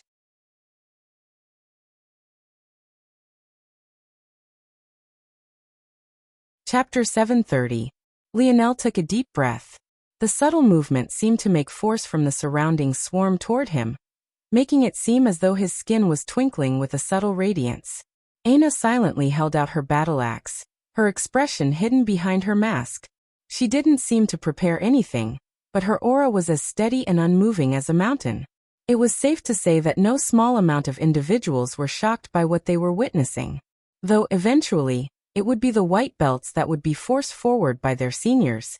No one had ever thought that it would be done willingly.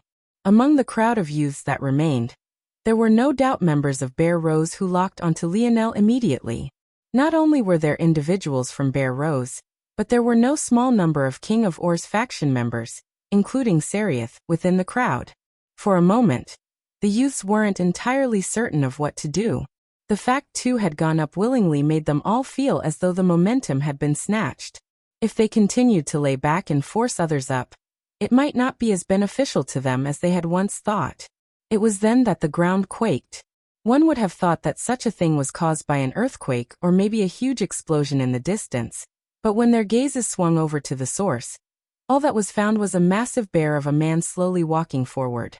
The man stood at 2.5 meters tall. From top to bottom, He was covered in a thick rose-gold plate armor. The chest plate of this armor had the image of a roaring bear on it that reminded Lionel a lot of King Arthur's white lion armor. The detail on the armor was so intricately laid that it looked far more like a display piece than a battle armor.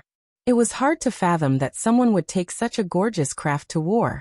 What was maybe most astonishing about this armor, though, was that far more than just one individual wore it. In fact, there were exactly 12, all of whom were wearing this elaborate art piece and completely concealing the organization's uniform. The design wasn't subtle in the slightest. To Lionel, it couldn't have been more obvious that these people were from Bear Rose. However, it was also very clear that this massive bear of a man wasn't walking forward for the sake of becoming a defender. His target was clear. As though to confirm this, just as the massive man was about to walk through the final line of waiting participants, his hands snatched outward with a surprising deftness and speed. Before anyone could react, the massive man had already taken 2 necks into his large palms. Then, with one swift motion, he threw them in an arc through the air. The dull sound of bone and flesh meeting stone resounded alongside groans of pain and confusion. But unfortunately for these 2 randomly picked white belts, they already found themselves on the stage against their will. They looked around in dismay, even sending a glance back toward Elder Magneral for some help. But all they received in response was an indifferent glance and an icy cold sentence. Stepping down will forfeit one of your rights to defend. This simple string of words was like a bucket of ice water being poured over the heads of the both of them. The massive bear of a man continued to walk forward as though nothing had happened. He, much like anyone else who was relatively astute, was quite clear on the shift the elders and valiant heart were experiencing now. As important as strength and hierarchy was in the past, it had only become more so now. Who cared about small petty rules or the inconvenience of a few? As long as your fist was big enough, you could do as you pleased. Things were this simple and would only become simpler. Bang! With a small hop, the rose-gold armor wearing giant landed heavily onto Lionel's platform. Even now, his face was obscured by a heavy helmet and visor. Despite the somewhat feminine color of his armor, it didn't seem to take away from his bloodthirsty aura in the slightest. Never did I think that the brat who dared to slap the face of my Bear Rose faction would choose to appear so soon. But this is good. This will be a memory impossible for others to forget. The hero faction isn't the only faction not to be trifled with. Lionel's lip twitched when he heard this. The hero faction was not meant to be trifled with? Did he think that Lionel had a bias for one against the other? If anything, the things Lionel had done to the hero faction were far worse. But clearly, these Bear Rose faction members had only just come back from the frontline battle against the Oryx. They knew little of what happened in Valiant City during their absence. It made one wonder, with so many out on the front lines, why did it seem like Raylion and Hephaestus were always here? Of course, that might just be an illusion. After all, it wasn't like Lionel could bother to keep an eye on them all the time. It wasn't long before Lionel had removed all distracting thoughts in his mind. He stood just 20 or so meters away from the massive bear of a man, his expression placid. As things were now, this was the only challenge that had been issued. It was as though the entirety of the arena had fallen silent for the sake of observing this one battle. If you want to stand a chance, I advise you to take your armor off, Lionel said evenly. If not, this battle will end before you get a chance to do anything. The massive man snorted. My name is Dune. I'll be sure to engrave it onto your gravestone after you die so you don't forget what happened to you even on the other side. Bang. Dune launched himself forward, the stones beneath his feet cracking with fine lines.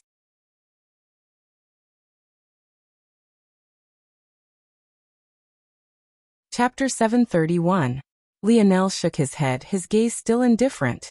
Just when Dune had reached his range, bearing down on him with a fist that sent a fiery blaze crackling through the air, Lionel took a subtle step forward. His one movement threw Dune's fist off course, causing it to whistle by his ear. Golden lights coated Lionel's body, his every movement being followed by a fluid arch of radiance that left a beautiful pattern in the air. Just by following it, one could see the subtle bobs and weaves of Lionel's figure, capturing the immaculate elegance of his simple movements. Lionel's hip sunk down. enveloped by Dune's body. It seemed as though he would be swallowed whole by the giant. Yet his fist twisted forward, a delicate spiral of light whistling in its path. Dune felt a heavy thud resonate through his rose-gold armor, but he sneered. Was that why Lionel was so confident? His speed? What good was speed when you couldn't break past his defense? However, it was then an audible crunch filled Dune's ears, causing his expression to change. He explosively retreated, his gaze, the only visible part of his face through his visor, contracting. Dune looked down at his armor, his face warping when he noticed the sheared metal on his torso. Not only had it distorted a portion of the bear's roaring face, but had it been just a bit deeper, it would have dug into his flesh, ripping past his chainmail and leaving him with severe injuries. What just happened? Wasn't it a simple punch? Dune had felt a subtle shift in Lionel's fist that let him know that Lionel was actually able to call upon the Four Seasons realm for his fist technique. But with Lionel's tight control, it was difficult to tell what level he was at. Still, what was clear to Dune was that the power behind Lionel's punch still shouldn't have been enough to cause such a thing. Still don't want to take it off? Lionel asked evenly once again. Dune's expression warped as the crowd suddenly realized what had happened. In the first exchange, Lionel won. Everyone knew that though these armor-wearing Bear Rose members weren't in their uniforms, each and every one of them was a blue belt. Not only were they blue belts, they were elites among blue belts that had years of experience, decades even, in fighting the Oryx. In Lionel's estimation, the fact that Dune actually managed to come out unscathed from that exchange, outside of his distorted armor, of course, was enough to prove just how powerful he was. No normal blue belt would have come out without a hole blasted through their stomach. However, Lionel's words of kindness and his polite reminders seemed to only infuriate Dune further. At this point, if he truly took off his armor, wasn't he just conceding defeat? Dune began to laugh. The movement of his diaphragm and the displacement of his lungs were so exaggerated that his bellows seemed to cause claps in the air. Bang! Dune slammed his fists together, fiery crackles lighting the air and dancing like embers. I'm going to enjoy pummeling you into the ground. In that moment, the image of a harsh sun appeared above Dune's head, an expanse of endless sandy dunes appearing around him. The temperature of the surroundings seemed to skyrocket, beams of sunlight bouncing off Dune's reflective rose-gold armor. The expressions of the crowd changed. They all understood in an instant. This was Summer of the Four Seasons realm. Not only that, but it seemed more powerful than just that. There were no small number of people who chose to focus on just one of the seasons, priming and prepping it to a level that surpassed even some who had grasped all four. In some ways, these individuals also forged their own path, making their Four Seasons realm comprehension no weaker than one that had comprehended it all on their own. Of course, such individuals would always be a tick below a complete Four Seasons realm master. But they were not to be trifled with. Especially when Lionel already had to make use of the Four Seasons realm to close the gap between the fourth dimension and himself. Dune shot forward again. This time, he was truly like a cannonball soaring through the air, fiery streaks of red leaving devastation in his path. He seemed to be unstoppable, an untouchable mass of fury. Lionel's cold, indifferent eyes met Dune's fiery rage. He took another well-timed step forward, his movements as fluid as water. In fact, the light element that rippled around him seemed to respond exactly like waves in the ocean, his every movement sending a wave of changes within it. This time though Dune was ready. His first fist was nothing more than a feint, his second was already prepared, hooking forward to smash toward the side of Lionel's head. Lionel didn't seem to be off-put by this. His fist and rolled shoulder protected the side of his face, a subtle shift in his footwork causing the blazing punch to barely glance off him. This glance should have been enough to char Lionel's body into ash, but the flames tickled off his skin, dancing about as though a fire spreading across glass. Standing within Dune's range, a blinding golden light enveloped Lionel's body. His fists exploded forward, a barrage of punches shooting through the air. Shoulder joint, visor, hip joint, elbow. Lionel's speed was so quick that Dune couldn't react. There was a lull in all the noise for just a moment before a consecutive flood of air exploding fists seemed to land at once, leaving Dune's armor looking like the surface of a cratered moon. The sturdy rose-gold armor was twisted apart and shattered, piercing into the flesh beneath and ripping Dune's bone apart. Maybe if it wasn't for being a battle-hardened veteran, Dune would be crying out in pain. But due to the regions Lionel had targeted, Dune couldn't even see the battlefield or his opponent. On top of that, he couldn't move his arms without a slicing pain shooting through his spine. He was finished. Lionel shook his head inwardly. First you wear a full armor of metal, then you use the element I fear the least. It's like you wanted to lose.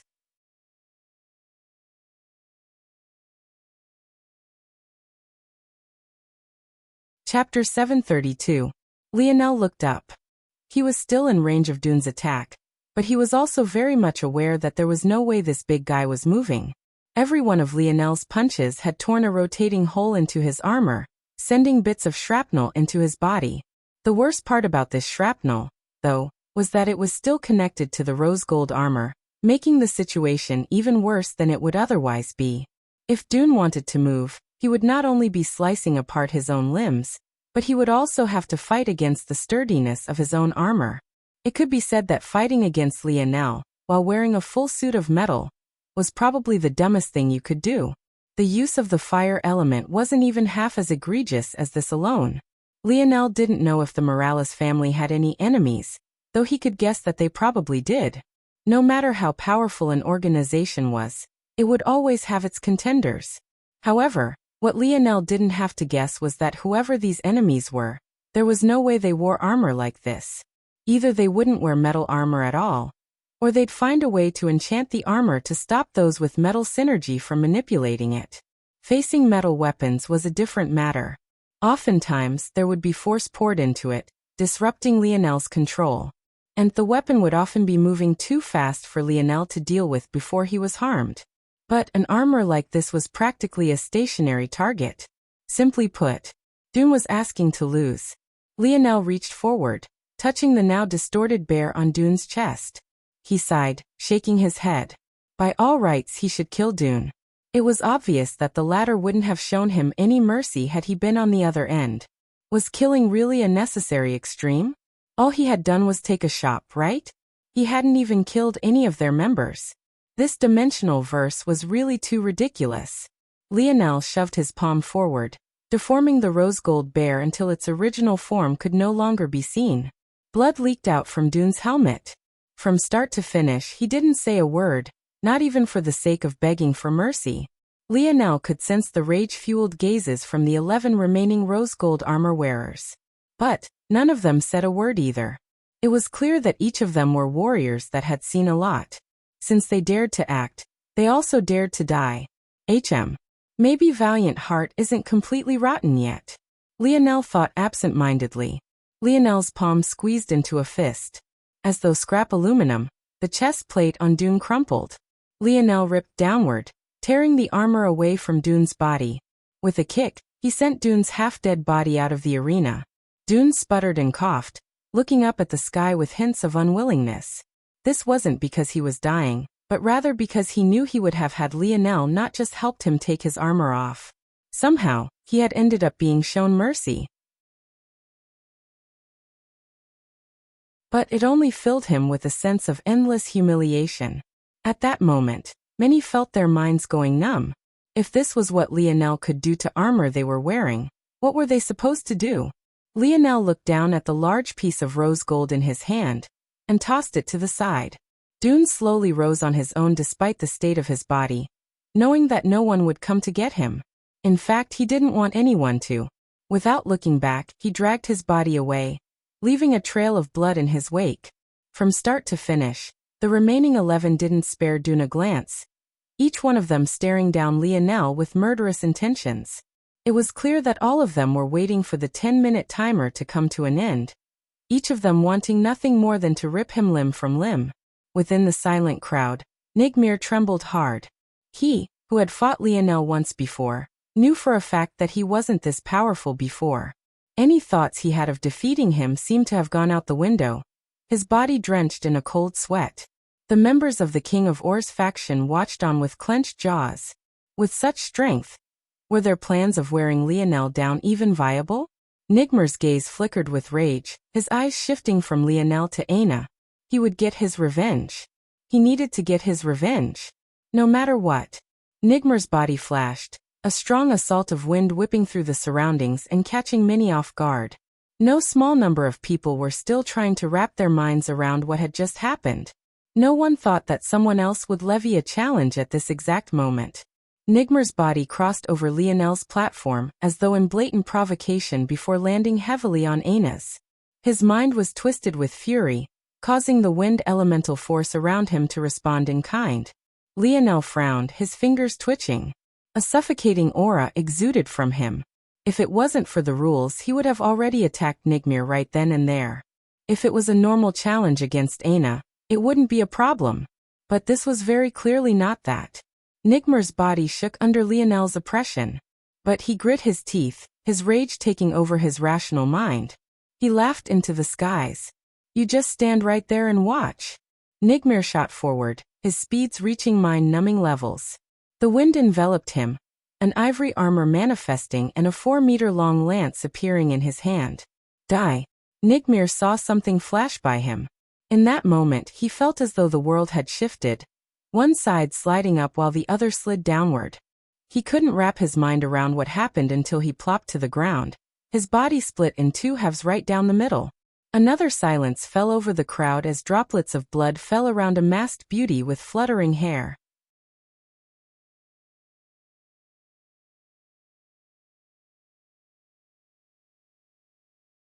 Chapter 733. Aina stood with her back to Nigmar's fallen body. Though one couldn't see her face, the cold look one could see through the slits in her mask were enough to send shivers down one's spine. The contrast between Lionel and Aina was too drastic. There was no mercy, no hesitation, there wasn't even a small chance. The moment Nigmar showed such signs to her, she cut him down where he stood. At that moment, Aina was pissed. She wasn't only pissed at the members of Bear Rose, she was pissed at Lionel too. He might think it was fine to forgive your enemies like this.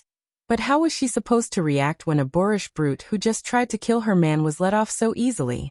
It was always easiest for the victim to forgive. But what about those who cared for the victim? Was she supposed to let things go too? Aina felt that she was maybe too agitated, but the feeling was stifling. She didn't know how many times she had to tell Lionel to stop showing mercy like this. She didn't know when had finally realized that a hint of mercy shown today could easily come back to bite him the next. It was infuriating to the point she didn't even want to look at him right now. If it wasn't for Nigmar coming in a timely fashion to give her something to vent on, she might have exploded already. The volatile feelings in her chest rampaged around. And now, she had to wait 10 minutes for the next victim. Aina herself hated that she reacted so violently. She found it harder and harder to keep her cool when things were related to Lionel, a problem he ironically had the same issue with though toward her. But compared to Lionel who only wanted to protect her, Aina found some of Lionel's actions deeply frustrating sometimes. She was fine with them saving all those freshmen, because she knew it was a part of Lionel's larger scheme. A scheme that was working out perfectly now. But what was the point in sparing Senior Lou back then? And what about this Dune character? How much longer would he be like this? Damn it. Aina's amber eyes tinged with red. She reached out a hand and made a snatching motion toward Nigmar's corpse. What happened next left the crowd shivering. The two halves of Nigmar's corpse convulsed. In the next moment, all the blood that had been pooling shot toward a single point, forming into a ball of crimson that left Nigmar's corpse looking like nothing more than a mummified figure. But even that didn't last long. Soon after, what remained of Nigmar's body dispelled into the wind like ash, floating away like meaningless motes of dust. It was the kind of scene one would never forget in their lifetimes. The blood continued to float by Aina as though it had a mind of its own, hovering there and reflecting the now high sunlight. It acted as a silent reminder of the scene they had all just witnessed. Lionel's frown deepened, but in the end he could only sigh. As intense as his feelings were for Aina, he had yet to tell her that he loved her. Maybe it was because he didn't know what those words meant, or maybe it was because he still wasn't sure if he did. Up to now, their relationship had managed to jump over many hurdles. But the one that had yet to be cleared was ironically the very first one they faced. That day, the image of Aina's delicate, small hand piercing through the heart of another human being was forever imprinted into his very soul. He knew why she had done it. She was telling him that this was the person she was, the person that she had always been. The gentle, graceful young woman he had known in school was nothing but a mask she wore, both figuratively and literally. She killed Conrad that day not only to protect her friends, but to show him that the girl he thought he liked wasn't her at all. She took this action even though she knew it would alienate not only him, but her own close sisters as well. And it had worked. It sent him into a tailspin, one that he hadn't recovered from even now. Maybe he had only gotten better at ignoring it. Nothing more, nothing less. It was quite funny. It seemed that he was very good at doing exactly that, ignoring things. Even to this point, he still didn't believe that he could stand to his grandfather's ideology without feeling as though his comprehension of the world was crumbling. All Lionel knew was that he liked Aina enough to ignore even such a blatant conflict, a core ideology that left them diametrically opposed. As though this wasn't enough, the deeper and deeper Aina fell for Lionel, and the closer they became, the more this bothered her. The more she cared for Lionel, the more she couldn't stand to lose him. In her mind, Lionel's softness was exactly a thing that could make such a situation happen. It was exactly that something that could cause this radiant sun before her, this man she adored so deeply, to vanish forever and never return. Lionel smiled somewhat bitterly. Since Aina was fine, he could only let things be and allow her to vent. However, now he was pissed as well. If it wasn't for the ways of that Ray Lion, if not for this valiant heart, if not for the way of this damn dimensional verse, if everything could be peaceful, if there simply was no conflict, would his Aina have to feel such conflicting emotions all the time? Lionel's jaw set, his arms crossing over his bare chest. He looked blankly into the distance, his aura becoming heavier and heavier. The stone beneath his feet snapped and whined, but he didn't seem to notice as his gaze flickered between various degrees of fury. At that moment, the stone platform shook as another red-gold armored warrior faced Lionel. This time when they met Lionel's gaze, it felt as though a wild beast had locked onto them. It felt as though Lionel wanted to see the whole world burn to ash. Flames that seemed reaped from the depths of purgatory erupted.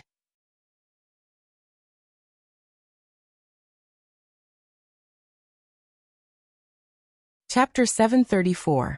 The clanging of metal sounded as the Bear Rose faction members stripped down from their armor. Piece after piece clanged to the ground, resounding throughout the quiet arena. It felt as though every action taken and during this selection had a deeper meaning, as though every battle should put them at their edge of their seats. Even the audience didn't understand why this was, but it still felt like the metal pieces were crashing against their hearts rather than the stone platform.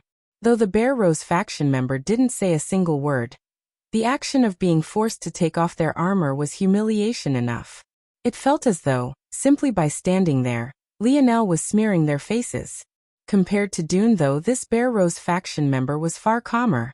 By the time he tossed off his helmet, revealing the expressionless visage within, the audience had already seen his battle-worn body through and through. Though this faction member was a level beneath Hephaestus in terms of muscle definition and fast twitch fibers, maybe even 2 or 3 levels. In fact, the strength his body was bursting with was undeniable. Even the scars that ran across him didn't detract, but rather added to this perceived strength, leaving those watching on holding their breaths. At that moment, there were many in the crowd who suddenly recognized the young man before Lionel. Quite ironically, this was a young man who had had a falling out with Hero Peak as well. But rather than not joining any peak like Lionel had, he rather chose to join the peak of their direct competitors. Those that knew him called him Jaren the Scythe, despite the fact he didn't wield a scythe at all. Lionel stood with his arms crossed across his chest, not moving an inch as he watched Jaren take his armor off.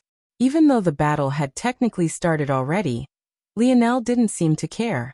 The stones beneath his feet began to ripple, beginning to glow a faint red.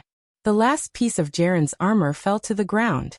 His palm flipped over, revealing a katana of outrageous length, and with a curve just as obscene.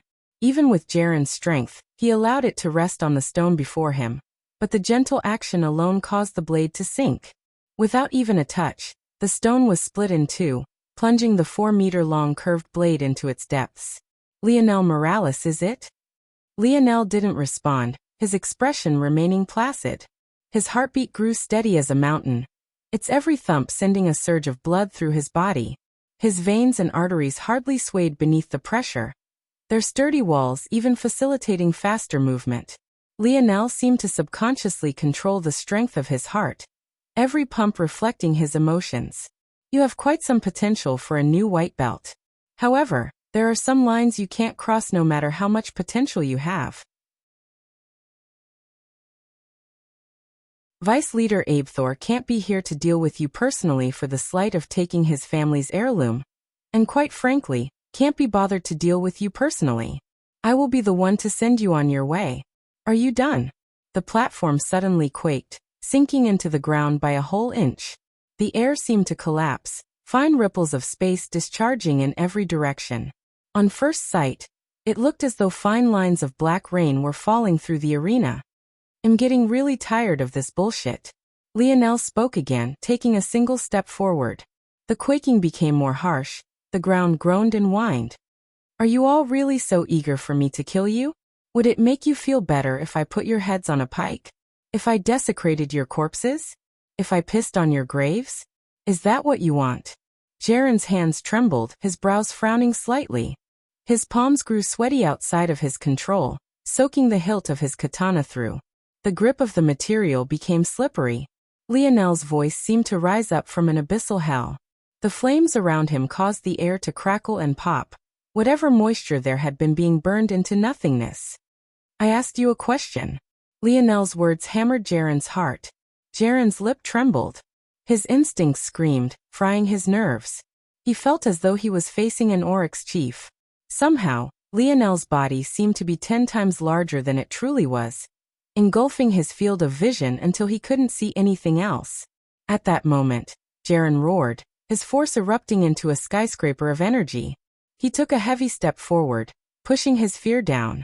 He had seen too much on the battlefield. He had no intention of falling without fighting. He had his own pride. Arcs of lightning whipped around his body, his eyes lighting up with the same presence. He bolted forward, his body leaving streaks of crackling lightning in his wake. Jaren raised his sword, slashing down with a speed that was almost impossible to track. All much of the audience could see was an arch of flickering images, as though a fan of katanas was opening up in the path of his wing. At that moment, Lionel's palm flipped over, a flexible, 4-meter-long spear appearing. With a flick of his wrist, the sound of metal meeting metal resounded through the ears of all in attendance. Jaren's pupils constricted. The tip of Lionel's spear balanced the edge of his blade effortlessly. In fact, he could very clearly see a chip in his long, curved katana. If Kacha! Bang! An explosion of fire caused Jaren to freeze.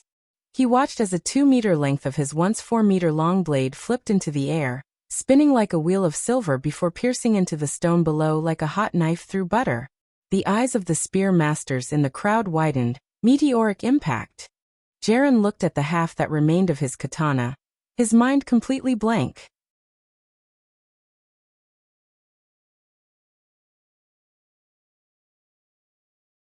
Chapter 735. It was no wonder the crowd was stunned. Meteoric impact was a Tier 7 technique. Just learning it in the first place was something only blue belts with months of training could accomplish. It was one of the most powerful and devastating techniques Valiant Heart had access to, period. But to not only use it, but to use it with such a precise delay and such fine control left those who wielded spears feeling at a loss. They had all seen it clearly. The spear and katana came into contact first. They even had time to see Lionel balance the tip of his spear on the katana's blade edge. Only then did meteoric impact activate. But wasn't this technique supposed to rely on momentum, speed, and explosiveness? How could you accomplish all those things if you took a pause? Lionel walked forward, the heat on his body leaving Jaren's body a blistering red. It was as though his presence alone just might burn the latter to ash, leaving him drifting in the wind no differently from Nigmir. Bang! A scorching foot was left imprinted onto Jaren's chest as he soared out of the arena. He twitched and writhed, his situation being even worse than Dune before. Lionel raised his spear, pointing toward the remaining 10 Bear Rose members. I don't need 10 minutes. Hurry up and get up here, or else I'll come down to you. Space continued to bend and quake. Fine black lines rained down, making the knees of all those in Lionel's presence bend. Maybe the only one who seemed completely unaffected was Aina herself.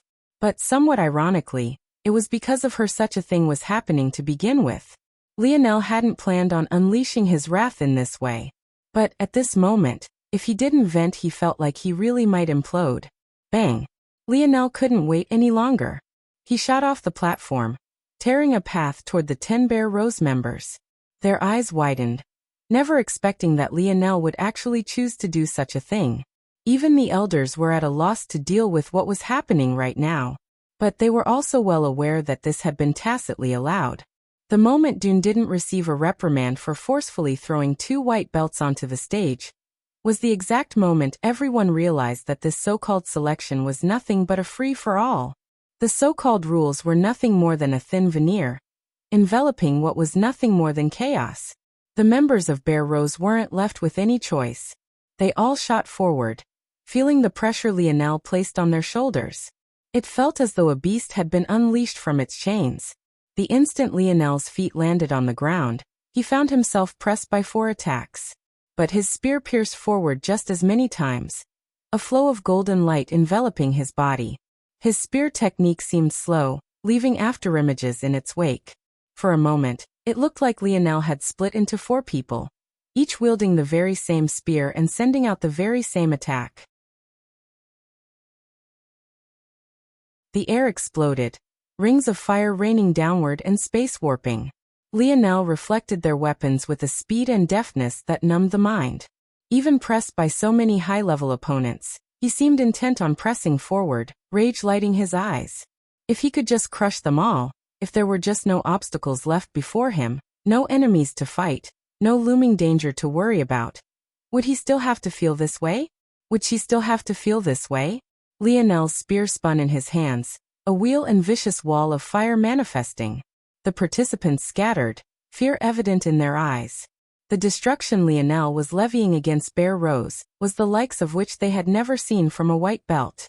It was the kind of anger and pure rage that seethed from the soul. Lionel roared, bronze runes flickering to life as his irises turned a violet red. The earth beneath his feet crumbled, sinking down into a crater under the pressure of just a single step. The Bear Rose members felt as though a boulder had just smashed down on their heads from above. Was this a gravity field? How could it be so powerful? These sort of area of effect abilities shouldn't be so strong in the hands of a third-dimension existence standing on a fifth-dimensional world. Unfortunately, Lionel's speed only seemed to get faster. Illusory wings spread from his back, radiating out white and deep golds that was almost blinding to look at. With a flicker, Lionel's spear shot through a chest.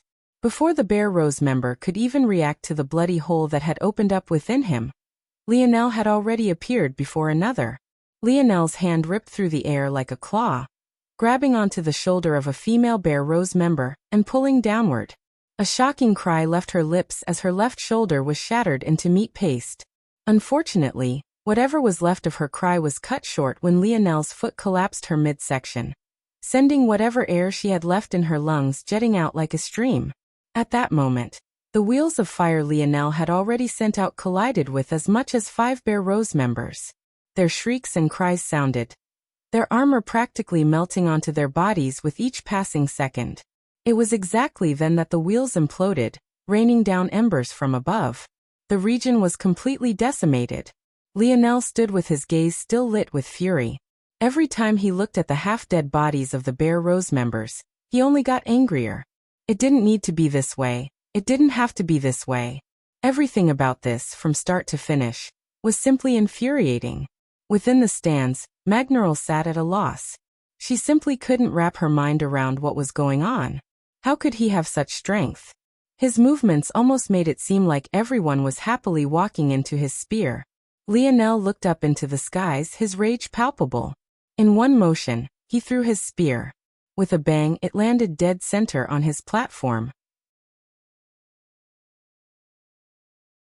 Since you all want death, I'll give you death. The next person to dare challenge me Ascend to the underworld.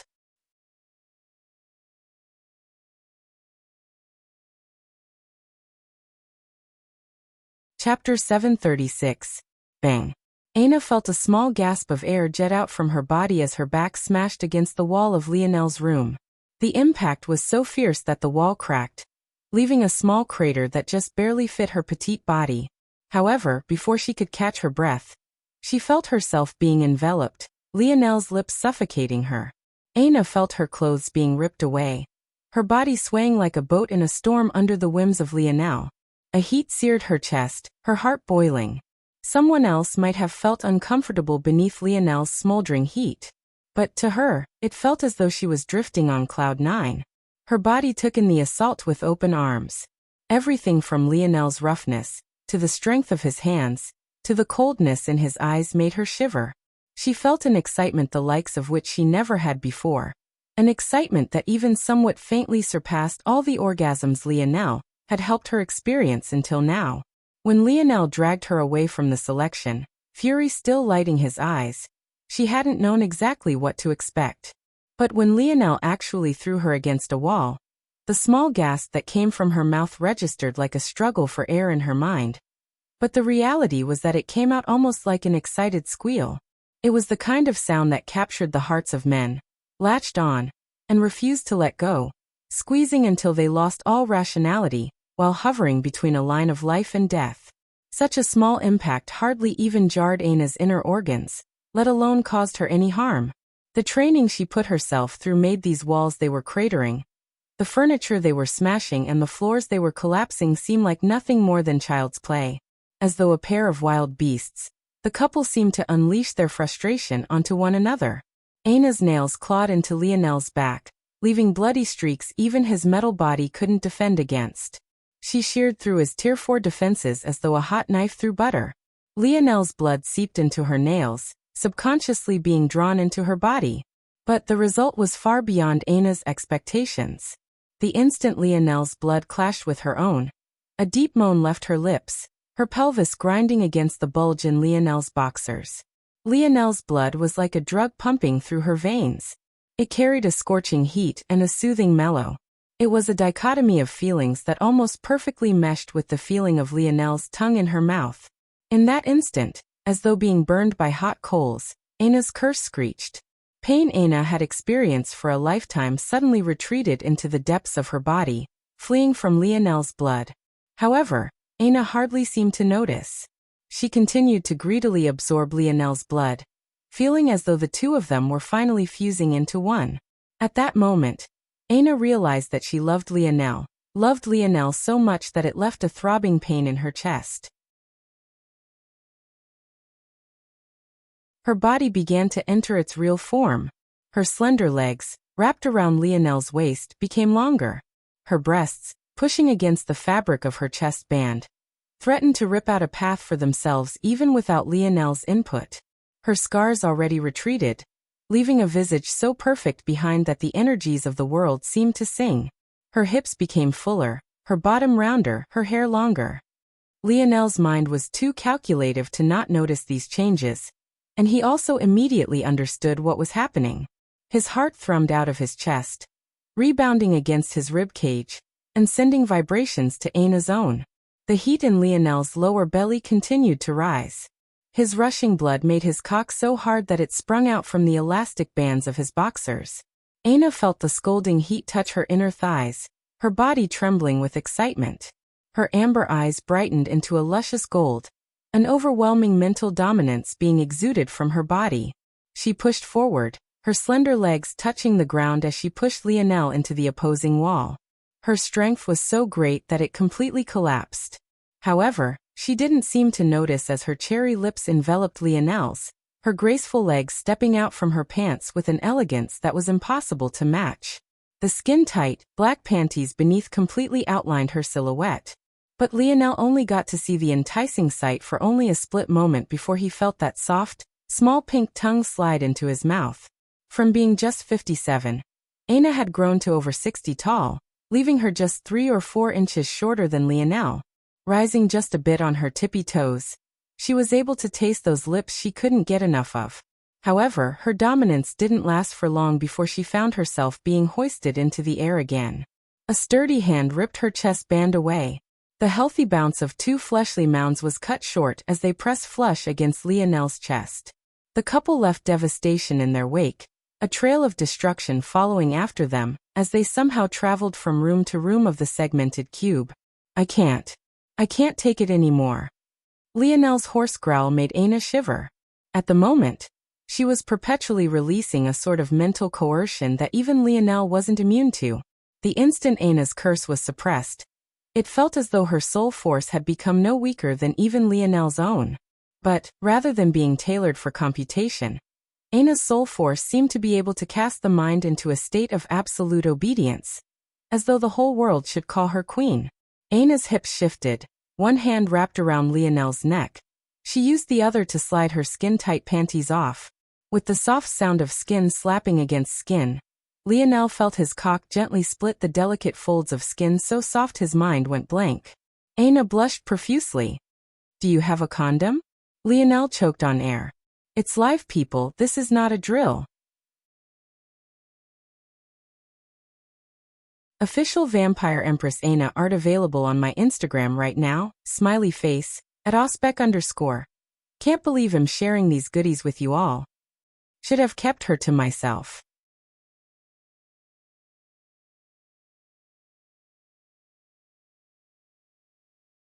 Chapter 737.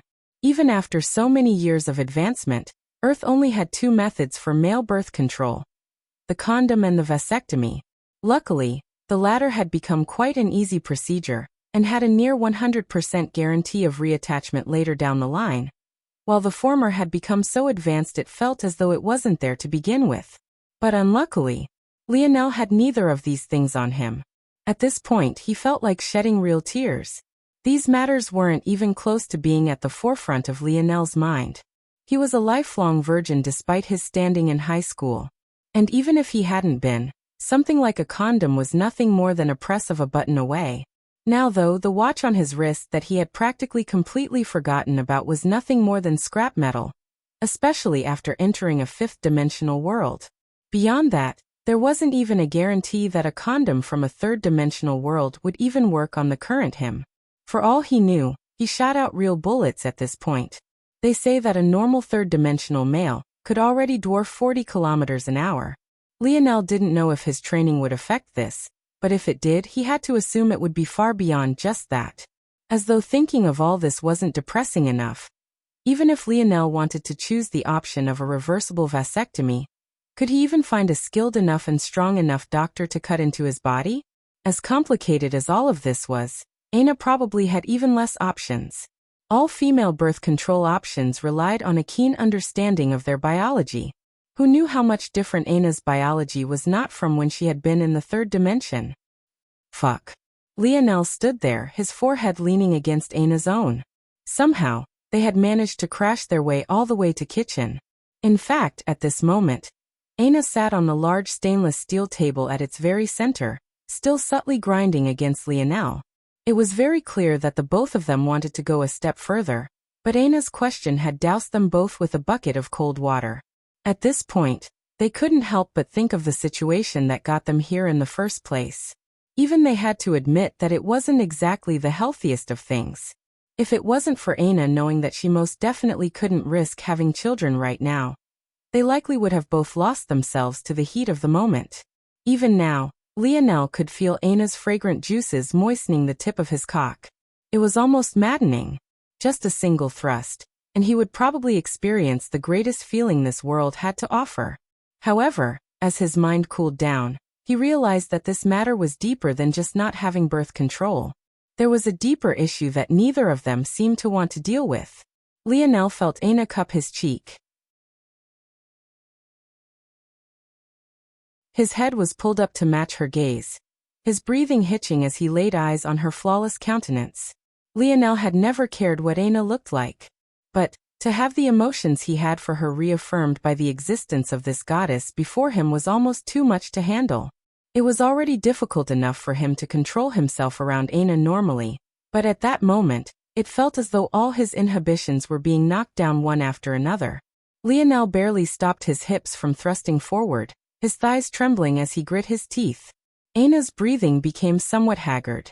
Though Lionel hadn't completely pierced through her final lines of defense, she could still feel herself opening up. It was at most half a centimeter or two. Yet the feeling was already so intoxicating. Aina knew how dangerous this position was. The very entrance was among the most sensitive regions for a woman. Let alone Lionel. Even she was playing with fire right now.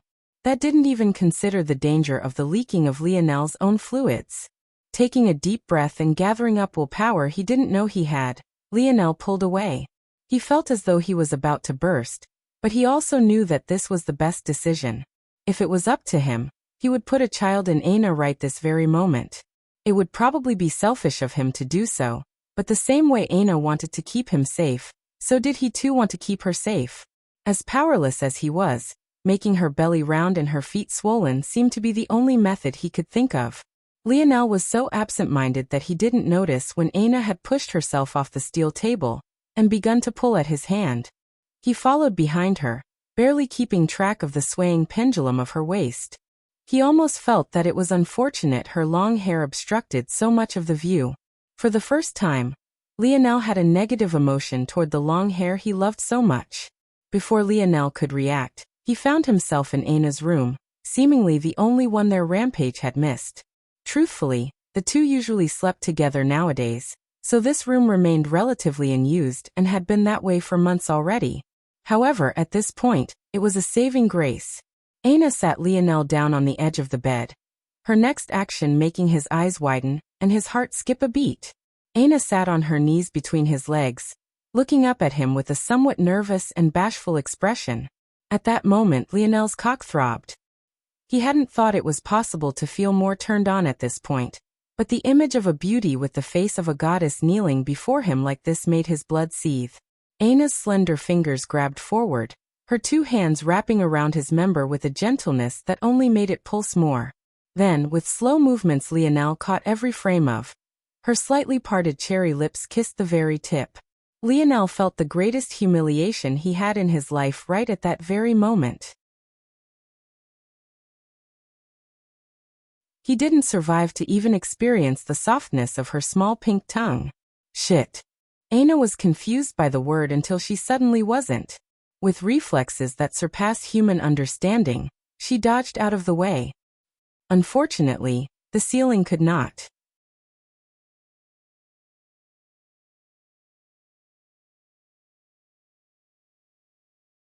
Chapter 738. Lionel took long, deep breaths.